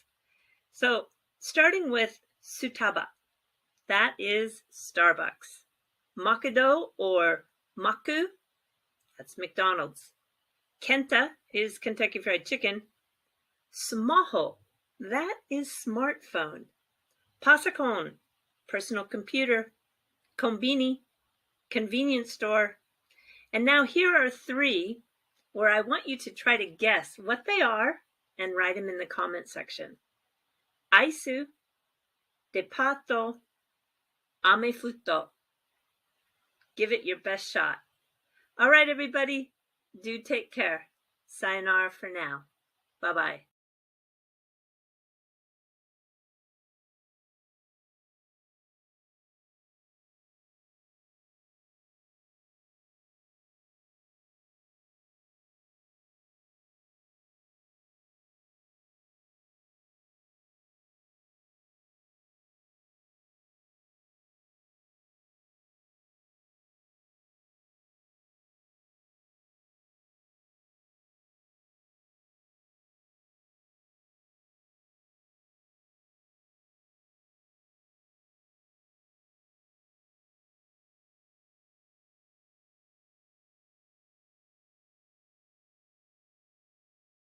All right, I heard that it ended. All right, here we are. And answer nothing. Question everything, answer nothing. All right. Yes. Think different? Yes, they do. Maybe they don't. Maybe they do. I don't know. What do they do? Stream over? No, it's not over.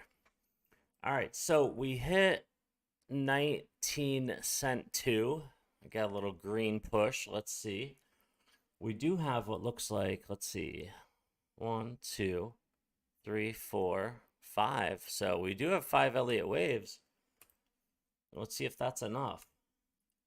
Because as you can see right here, we have a stopping volume candle, which means price could come up from here. In XRP, we came down. We have 2 stopping volume candles, 3, which means we could come up from this position, from this liquidity box. We'll keep an eye on that.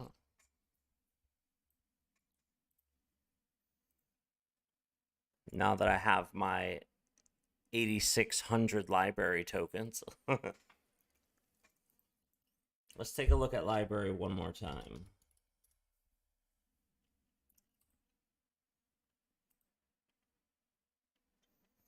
Circulating supply, 651 billion. Total supply, max supply, 1 billion, 765 million, 651 million. Okay. Wow. Not bad. Not bad at all.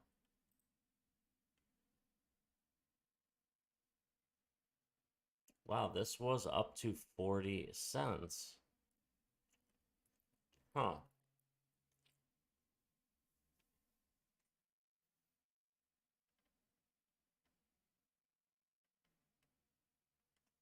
Oh, this was the last bull run.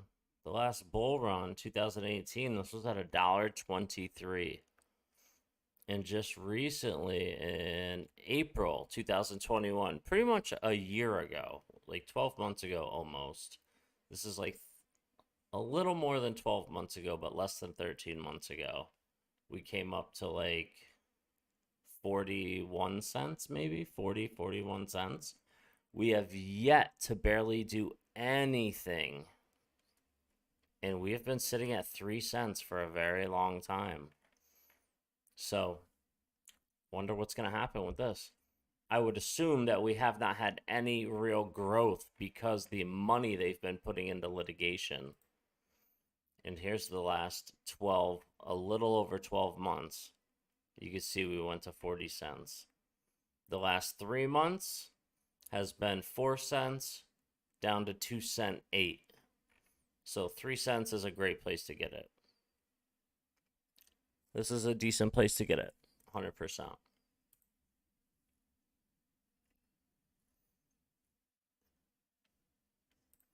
Let's see if Bitcoin Hyper put another one out 4 hours ago. Hello and welcome to today's Bitcoin price prediction video. And yes, Bitcoin is right now seeing a rejection towards the downside after a successful liquidity grab or a swing failure pattern. At 42,300 US dollars, a lot of people got stopped out at this specific area, and simply we are seeing a pull towards the downside of approximately 1.77%. But in this video, we are going to be talking about Fibonacci time, that it is literally incoming for Bitcoin in the next couple of hours, and also we are going to be discussing about a potential bearish pattern that might be formed in the next couple of hours if Bitcoin is actually going to see slight rotation towards the upside. Because if we right now go with our volume indicator on the 2-hour time frame, I think we can all agree it looks that our volume has been going lower and lower for the past couple of days right here, and because of that, this is simply an indication that a significant move could be expected, potential towards downside, potentially also of course towards the upside. But nevertheless, if right now Bitcoin is going to highest probability short positions that we are seeing right now on the Bitcoin price. Of course, one could say, looking at our weekly time frame, closing our weekly candle like that, of course, would be bullish because the candle body is definitely very, very big. Nevertheless, if we are going to close our weekly candle like that, as we said before, we are going to confirm brand new weekly high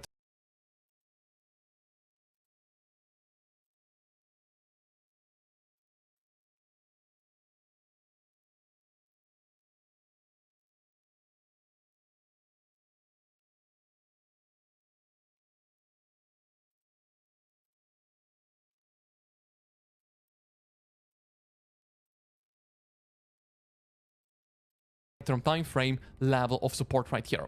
One more thing, if we go right now with our Binance or maybe even on the Bybit chart, doesn't really matter, we can see slight bullish divergence being formed on the 30-minute, on the 15-minute time frame. Why? Because if we go right now with a trend line, I think you are going to agree with me, we are still forming a slightly higher low on the Bitcoin price, but on the CVD indicator, we are definitely forming a slight lower low right here. What does that mean? More people are market shorting Bitcoin at the area where we are at the moment. We are still forming a higher low right here, bullish divergence. A bigger player is absorbing the sell pressure we are seeing right now from those market shorts, which of course it is going to be bullish indication. So personally, what I would like to see right now is simply, yeah, maybe we are going to break through our previous low. I'm going to show you why the break of our previous low would be a very important thing, but nevertheless, personally, I would prefer at least slight pull towards the upside, potentially forming this lower high right here for the hand shoulders pattern, or maybe even higher, break through those previous highs right here, and then of course potentially do see a pull towards the downside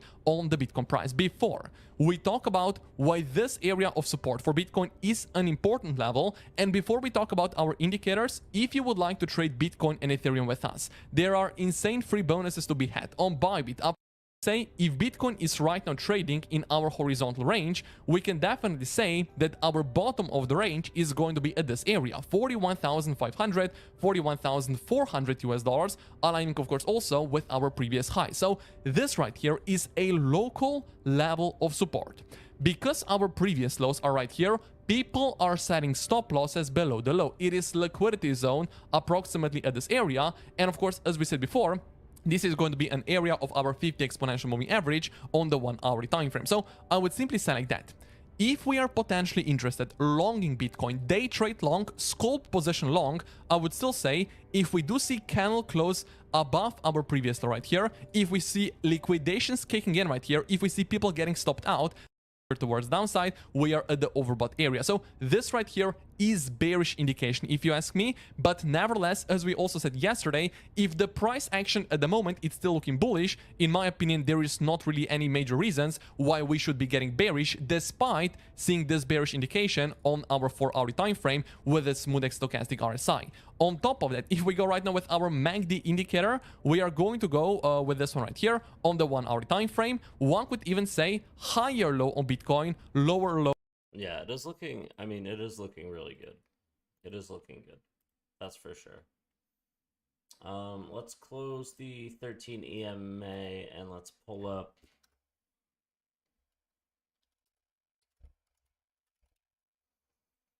Oh my God. Oh my God.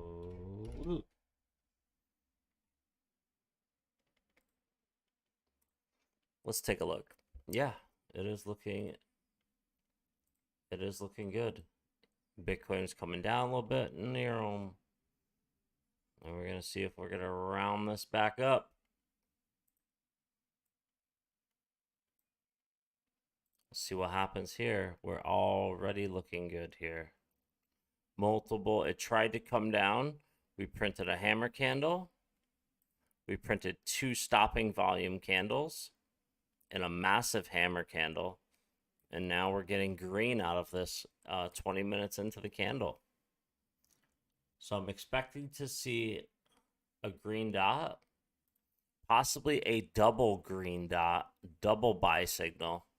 So that would be a green dot right here and a little green dot right there.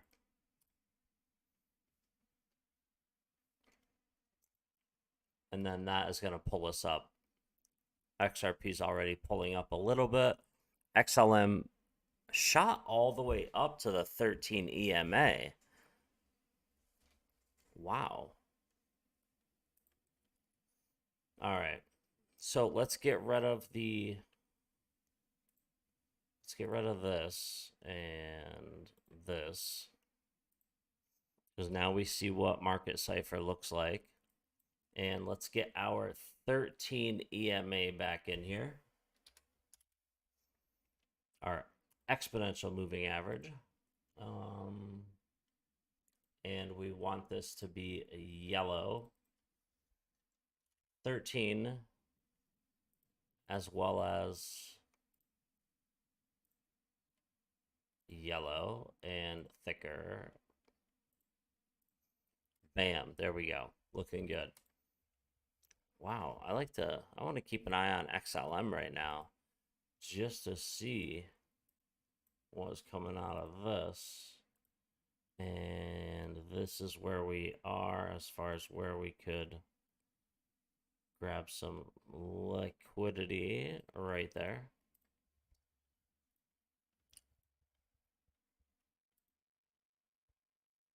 Wow, is Bitcoin going to put another stopping volume?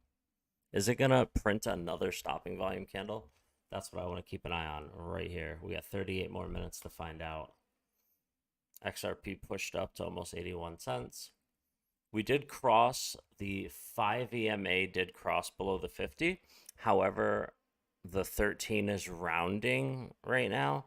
So if the 5 comes back up, crosses above the 13, then they will all be in the right order. So 5, 13, and 50. Imagine if XLM just decoupled and exploded. That would be amazing. That would be so amazing. Oh, I did get my wallet. I believe I got a little more cash here. Oh, yeah. Oh, yeah. We got a little more here. We got a little more. Let's take a look. What do we got? We got some more. All right. So this has to go in the bank. We're going to put this in the bank so we can get some more crypto today. I deposit it in the ATM and it's ready and I can use it immediately. I love the ATMs where you can just deposit cash. It's great. All right, who else is putting out some great stuff right now? And thank you guys all again for pushing me on that library token, because at 3 cents, you never know. And the same thing, honestly, with Casper. Do not forget about Casper, ladies and gentlemen, please. Casper's sitting at 7.5 cents.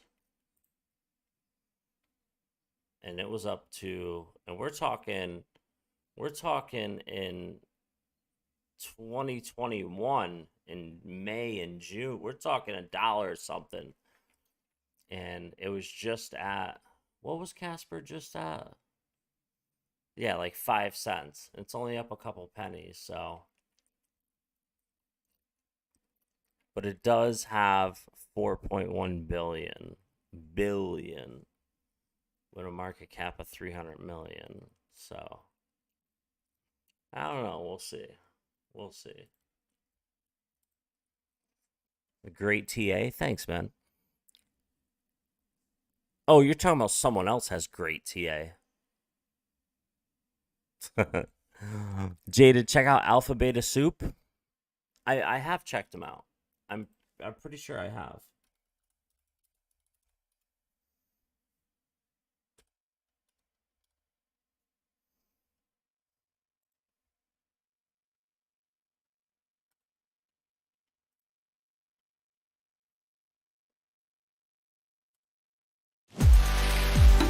Particular pump, if you want to call it, move to the upside from the recent lows is a bit different from the last few times this has happened. If we zoom out here and we can see a lot of the recent pumps, let me get my drawing tool here. This move right here, this pump, and even this larger one, all of these were catalyzed by really sharp upward moves. And you can see all three of these pumps ran out of steam, either a few hours or a few days later. But what we're seeing structurally over here that's got me a little confident, it's got me feeling a little better, is that we're setting higher lows. Every time we come back down to test, we're still setting higher lows. And so I'm liking this look. We're yet to set a higher high on the daily chart. If we zoom out here and we look on the daily chart, we're still a ways from setting a higher high, which would be up here. But we've got some positive developments. We've at least got a constructive price structure developing here on the low time frames. But obviously, if we stay zoomed out here. Yes, definitely. Yeah. I think you or somebody told me yesterday or the day before, and we watched the blockchain backer with this guy. It's pretty clear that we are well within a range. And as we explored, I believe in the previous video, we've got kind of a no man's land for price here between 45 and 46,000. So regardless of what's happening on the lower time frames, we do still need to get up here, find a bounce, and then move higher before we can say we've cleared this area. Still a lot of work to be done, several more $1,000 of price to climb through. But on the subject of higher highs on the daily time, sorry if that hurts your eyes, but my trading light theme is only dark version at this time. I'll try to make it a lighter version the next time we look at it. But what I want to mention as my kind of final thought here, we explored that exchange balances are pretty flat during this time, so we're not seeing a rush to the exits. We've explored a possible constructive price action here on the lower time frames for Bitcoin, but it's still far too early to get excited about it, as we know we're still in a very stout range of accumulation. So this last screen we'll look at together is from Trading Light, and I know it switches to dark here. Hopefully that doesn't hurt your eyes too much. And the reason I want to bring this up, so Trading Light, this tool here, is used by active traders predominantly. It's a way to visualize the order books, and it's a very powerful tool. And what we're looking at right here is Coinbase. Coinbase from March of 2020, which is right here, all the way up into recent times. You can see the price action behind this heat map that I've got drawn on the screen. You know what? I can even turn this heat map off in case that's harder to see. There we go. So this is the price action, right? But the thing I really want to look at is not the heat map that I just turned off, but I want to look down here. Now, this indicator at the bottom was written by a buddy of mine, D7R. He writes a lot of really great indicators, but even probably extend this one to here. Comes in basically after the bull run. We've talked about on this channel before how this period right here was really the height of the market. We ripped up from the previous all-time high at 20K up to 40. We had a quality pullback here, and there was a ton of market activity at this moment. Curiously, that is also where this regime of bids far outnumbering asks started to come to a close. Additionally, where this regime started to turn around was after the sell-off in May, right? You can see, look, they immediately flip, and then we spend several months with bids far outpacing the asks. And then where does it start to reverse? Take it up. The all-time. Where did he say that, Rye Guy? Here that we are well within a range. And as we explored, I believe in the previous video, we've got kind of a no man's land for price here between 45 and 46,000. So regardless of what's happening on the lower time frames, we do still need to get up here, find a bounce, and then move higher before we can say we've cleared this area. Still a lot of work to be done, several more $1,000 of price to climb through. But on the subject of higher highs on the daily time frame, if we look over here at Ethereum, which I don't look at very often, Make sure you leave any questions or feedback for me in the comments down below, and I'd be happy to read through them. There are some low-key positive developments unfolding in the charts as we explored today, but because of the geopolitical landscape, it's not time to ring the bullish bell just yet. So we're still waiting and seeing. But I do think that bigger picture, some of these changes we're undergoing on the global stage will be net positives for Bitcoin long term. And I'm very excited to see what the future holds, because the current environment is exactly the kind of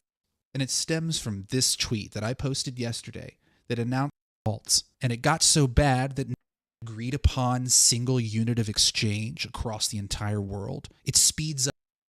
Yeah, you can look at these other ones that are in the same spot as Bitcoin right now. SPX, look at that.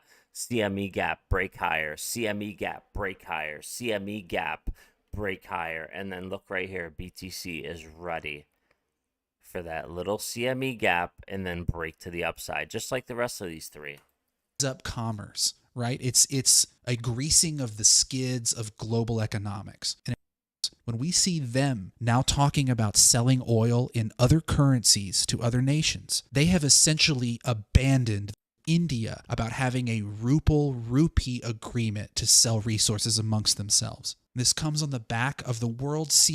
This is the comparison of all of the futures indexes, all the futures prices, to the spot price, which I use Coinbase as my index for. Coinbase is the largest North American exchange. It has high volume, and it's what we can use as a reliable spot index for comparison. And what you can see down here on my indicator is a sustained negative basis, which means that the futures instruments, which you can see listed over here, FTX, Bybit, Binance, etc., all of these futures instruments are trading below the spot price. And that can happen in a couple of ways. I'll leave a link in the description below to a video a few weeks ago where I deep dived how to interpret the futures perpetual basis. But the TLDR is that when you have a sustained negative basis, a sustained discount regime, it means that the futures price is following behind the spot price. It means that Coinbase has a higher price. You can see over here, it's $15 to $40 as these ticks bounce around. And the reason I'm watching this is because if you look back here during the bull run, you can see a sustained period of positive basis. This is a premium regime. And this happens when the futures market becomes more aggressive than the spot market while price is moving up. And we are still well into our discount regime that we began back here in December when we had our major liquidation event. We began a discount regime on this day, and it has sustained since. It's tried to get back into the positive a couple of times, but hasn't been able to maintain it. And this will be one of the signals I start to watch as price creeps back up towards 50K. I don't know if we're going to do that right here. As we explored, we are seeing higher lows. That is constructive from a price structure perspective. There's still a lot of work to be done, and there's still a lot of downside resistance.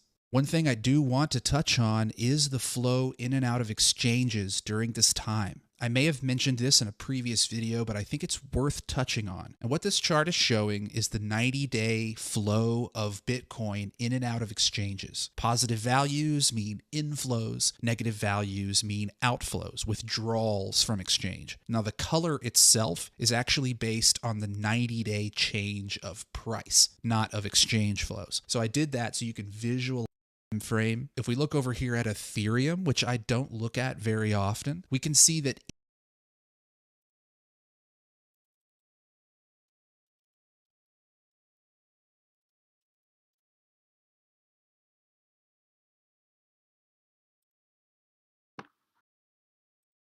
Bitcoin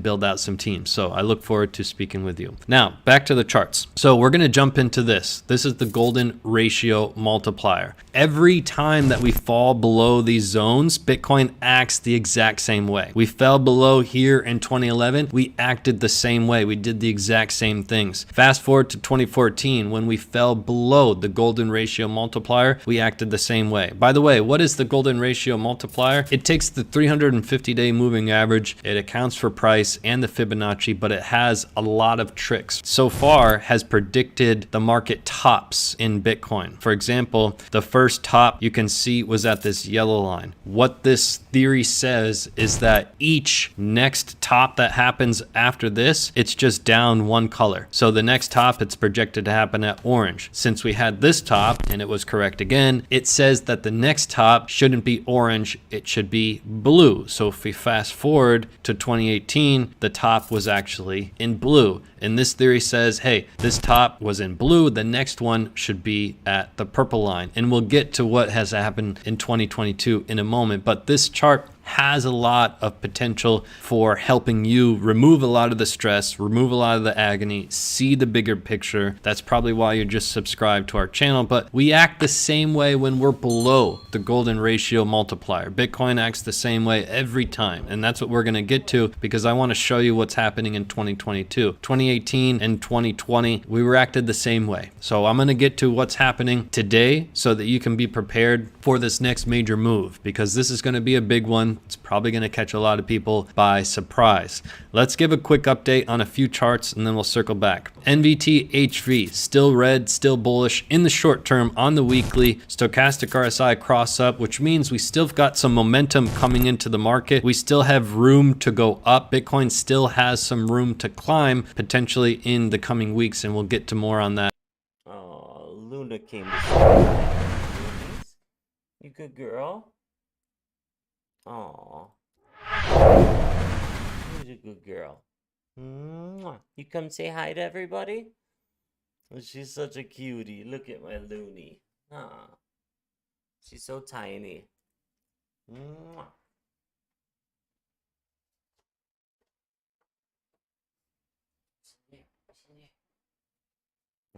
She's so cute.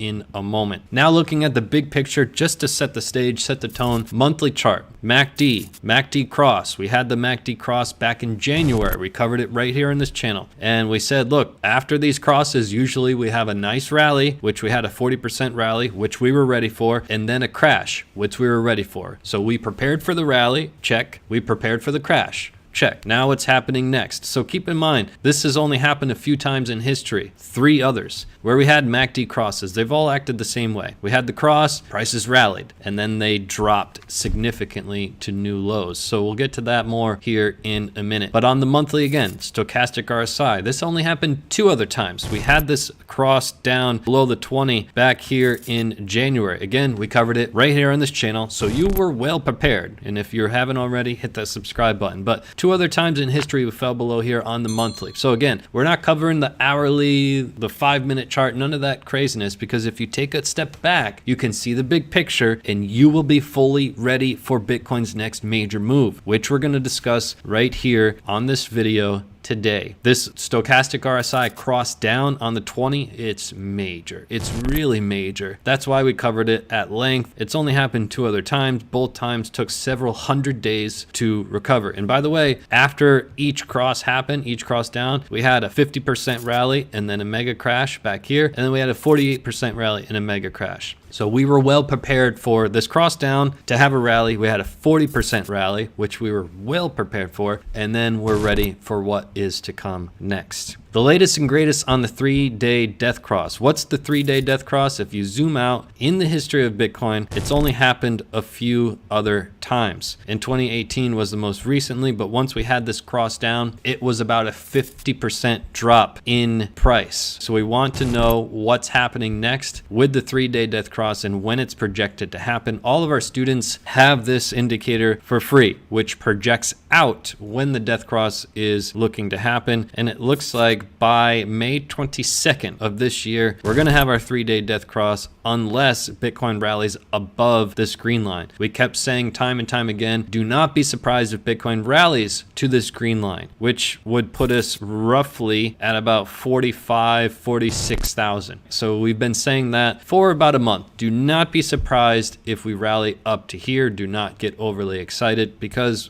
That's exactly what we did in the previous cycle. We rallied up to the green line, not once, but twice before having our death cross. So be prepared to that. Back to 2022. What's happening present day? Because we talked about this chart. We talked about this golden ratio multiplier, and Bitcoin reacts the same way each and every time we drop below this level. You've already learned about its superpowers. We're predicting the tops. We'll get to more on that in a moment. But we're going to look at the market top and the market bottom so you can be well prepared for Bitcoin's next major. It's definitely an interesting video. Let's see it through to the end. Move. React in the same way each and every time. What I want you to notice is that each time we fall below here, usually we rally back up and get some resistance again, showing more and more weakness. You can see rallied up, got rejected, showing weakness, rallied up, got rejected, showing weakness. Fast forward to 2018, we broke down below, rallied up, showing weakness, rallied up, showing weakness. So the more weakness you show to this orange line, the more trouble that is coming in the future. So I want you to pay attention to that and pay attention to what we did in 2020, because this was very unique. In 2020, we crashed below, we rallied up, we didn't show any weakness. We showed a lot of strength. In fact, we reclaimed this orange line as support. So in all those years past, we broke down below here, and when we rallied up, we got rejected and rejected, showing more weakness, which was showing, foreshadowing what's coming. But in 2020, we rallied up and reclaimed this real fast, showing a lot of strength. So now the question becomes, okay, where are we now in 2022? How did we react to this orange line, and what do we think is going to happen? This next major move in Bitcoin is really dependent on this orange line and how we're reacting, and then we'll follow up with a few other charts to tie in all the loose ends to create a clear picture. Be excited before Bitcoin, or probably we should rally up to and should get resistance from 45, 46, 47K. So that's the level that we need to get over. We can't just rally up to it. We have to hold it as support. So now that we're showing more weakness, Bitcoin has reacted the same way every time we've shown a lot of weakness. There's probably another leg down coming, and it's going to come pretty swiftly and powerfully. That's going to be the next major move. Before that happens, we very well rally all the way to 45, 46, 47K, get everybody excited before Bitcoin ruins their dreams. But Bitcoin is still incredibly bullish in the big picture. But again, we've got some bullishness on the MBT HV. But again, in the big picture, incredibly bullish. But join our team if you've been wanting to work in the correct. So I'll leave you on that note. Hit that subscribe. Not a bad video. Not a bad video at all. The thing is Bitcoin, that chart has been shown by quite a few people in the past. DD Tahudu is one of them, the Bitcoin family guy. MM Crypto has shown it. And it does. It predicts the next color down into the future. Have the market makers taken that into consideration? This is what you need to think about. The 1%, the market makers, the 1%, the people who have the money to move this market, have they taken it into consideration that people know that there is that certain crash coming before an explosion in price or a 600-700 day recovery time? Of course, the market makers taking that into consideration. A lot of people stand to make a lot of money if it plays out that way. So how are they going to respond to it? Is it going to change? Let's take a look. Go to Bybit, perpetual. We'll go to the daily.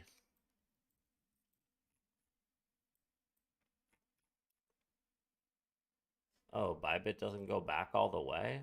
Hold on. Coinbase? All right. Coinbase.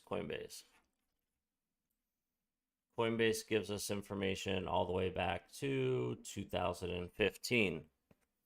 Not bad.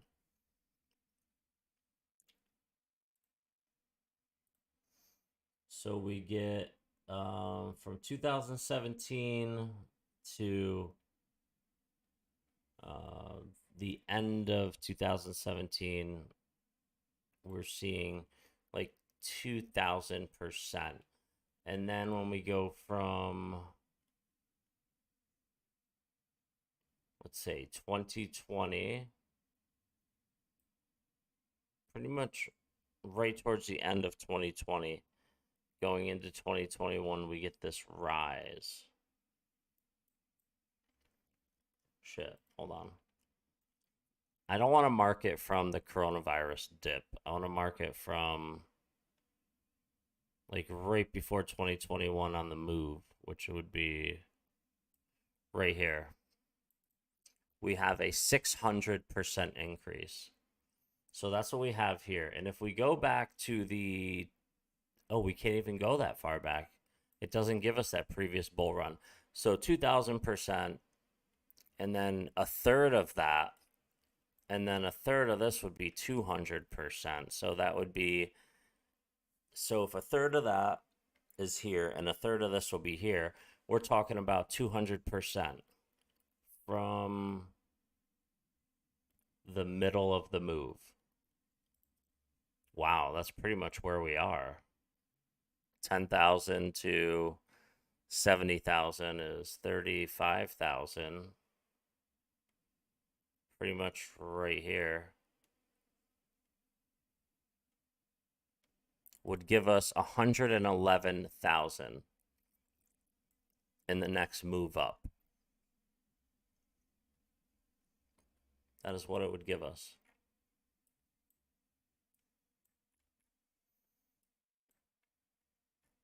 Now we have a massive head and shoulders here, which could bring us down to $15,000 to $19,000. But what that guy I think didn't say, or what he actually didn't say at all, is that $69,000 of a high that we reached, half of that would be 34,000. Let me show you. And he's talking about half, 50% crash. Let me show you. Here's 34,000. Well, what do we have here? We have that move he showed from the earlier bull runs right there. We have half, already came down. Half of the move here at 65 and here at 69. Half came down 50%.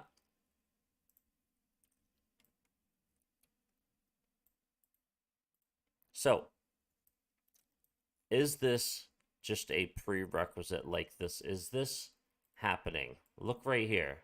You see that movement? And then, boom. What if this is this? What if that is that? And we still have yet to. This is what I believe. That's what I think is happening. I think this circled move is this previous area right here. And we still need to do this. That's what I think.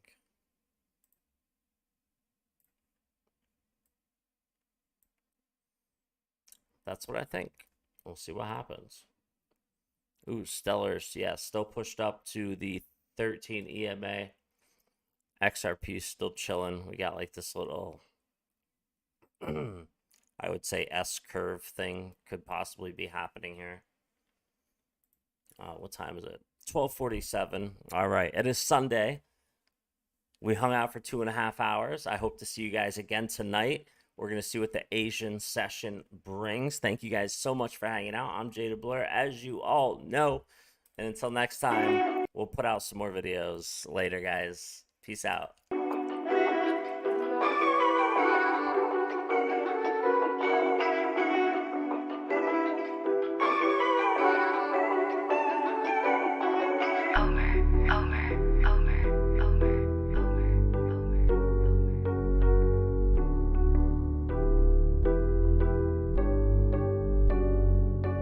I got zeroed out my membrane, you keep calling me insane.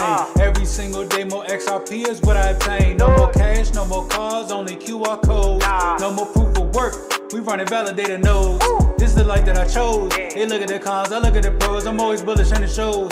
Now you wanna ask about XRP? I am not telling. I'm not. Now you want some of my XRP? I am not selling, it's not for sale. Honestly, I just wish you will, cause I'm XRP for well. I'm XRP for life and that's forever, can't you tell? I just keep on buying while they telling me to sell. The whole world gonna be shocked when XRP break out its shell, and that's when we prevail. I'm XRP for well. I'm XRP for life and that's forever, can't you tell? I just keep on buying while they telling me to sell. The whole world gonna be shocked when XRP break out its shell, and that's when we prevail.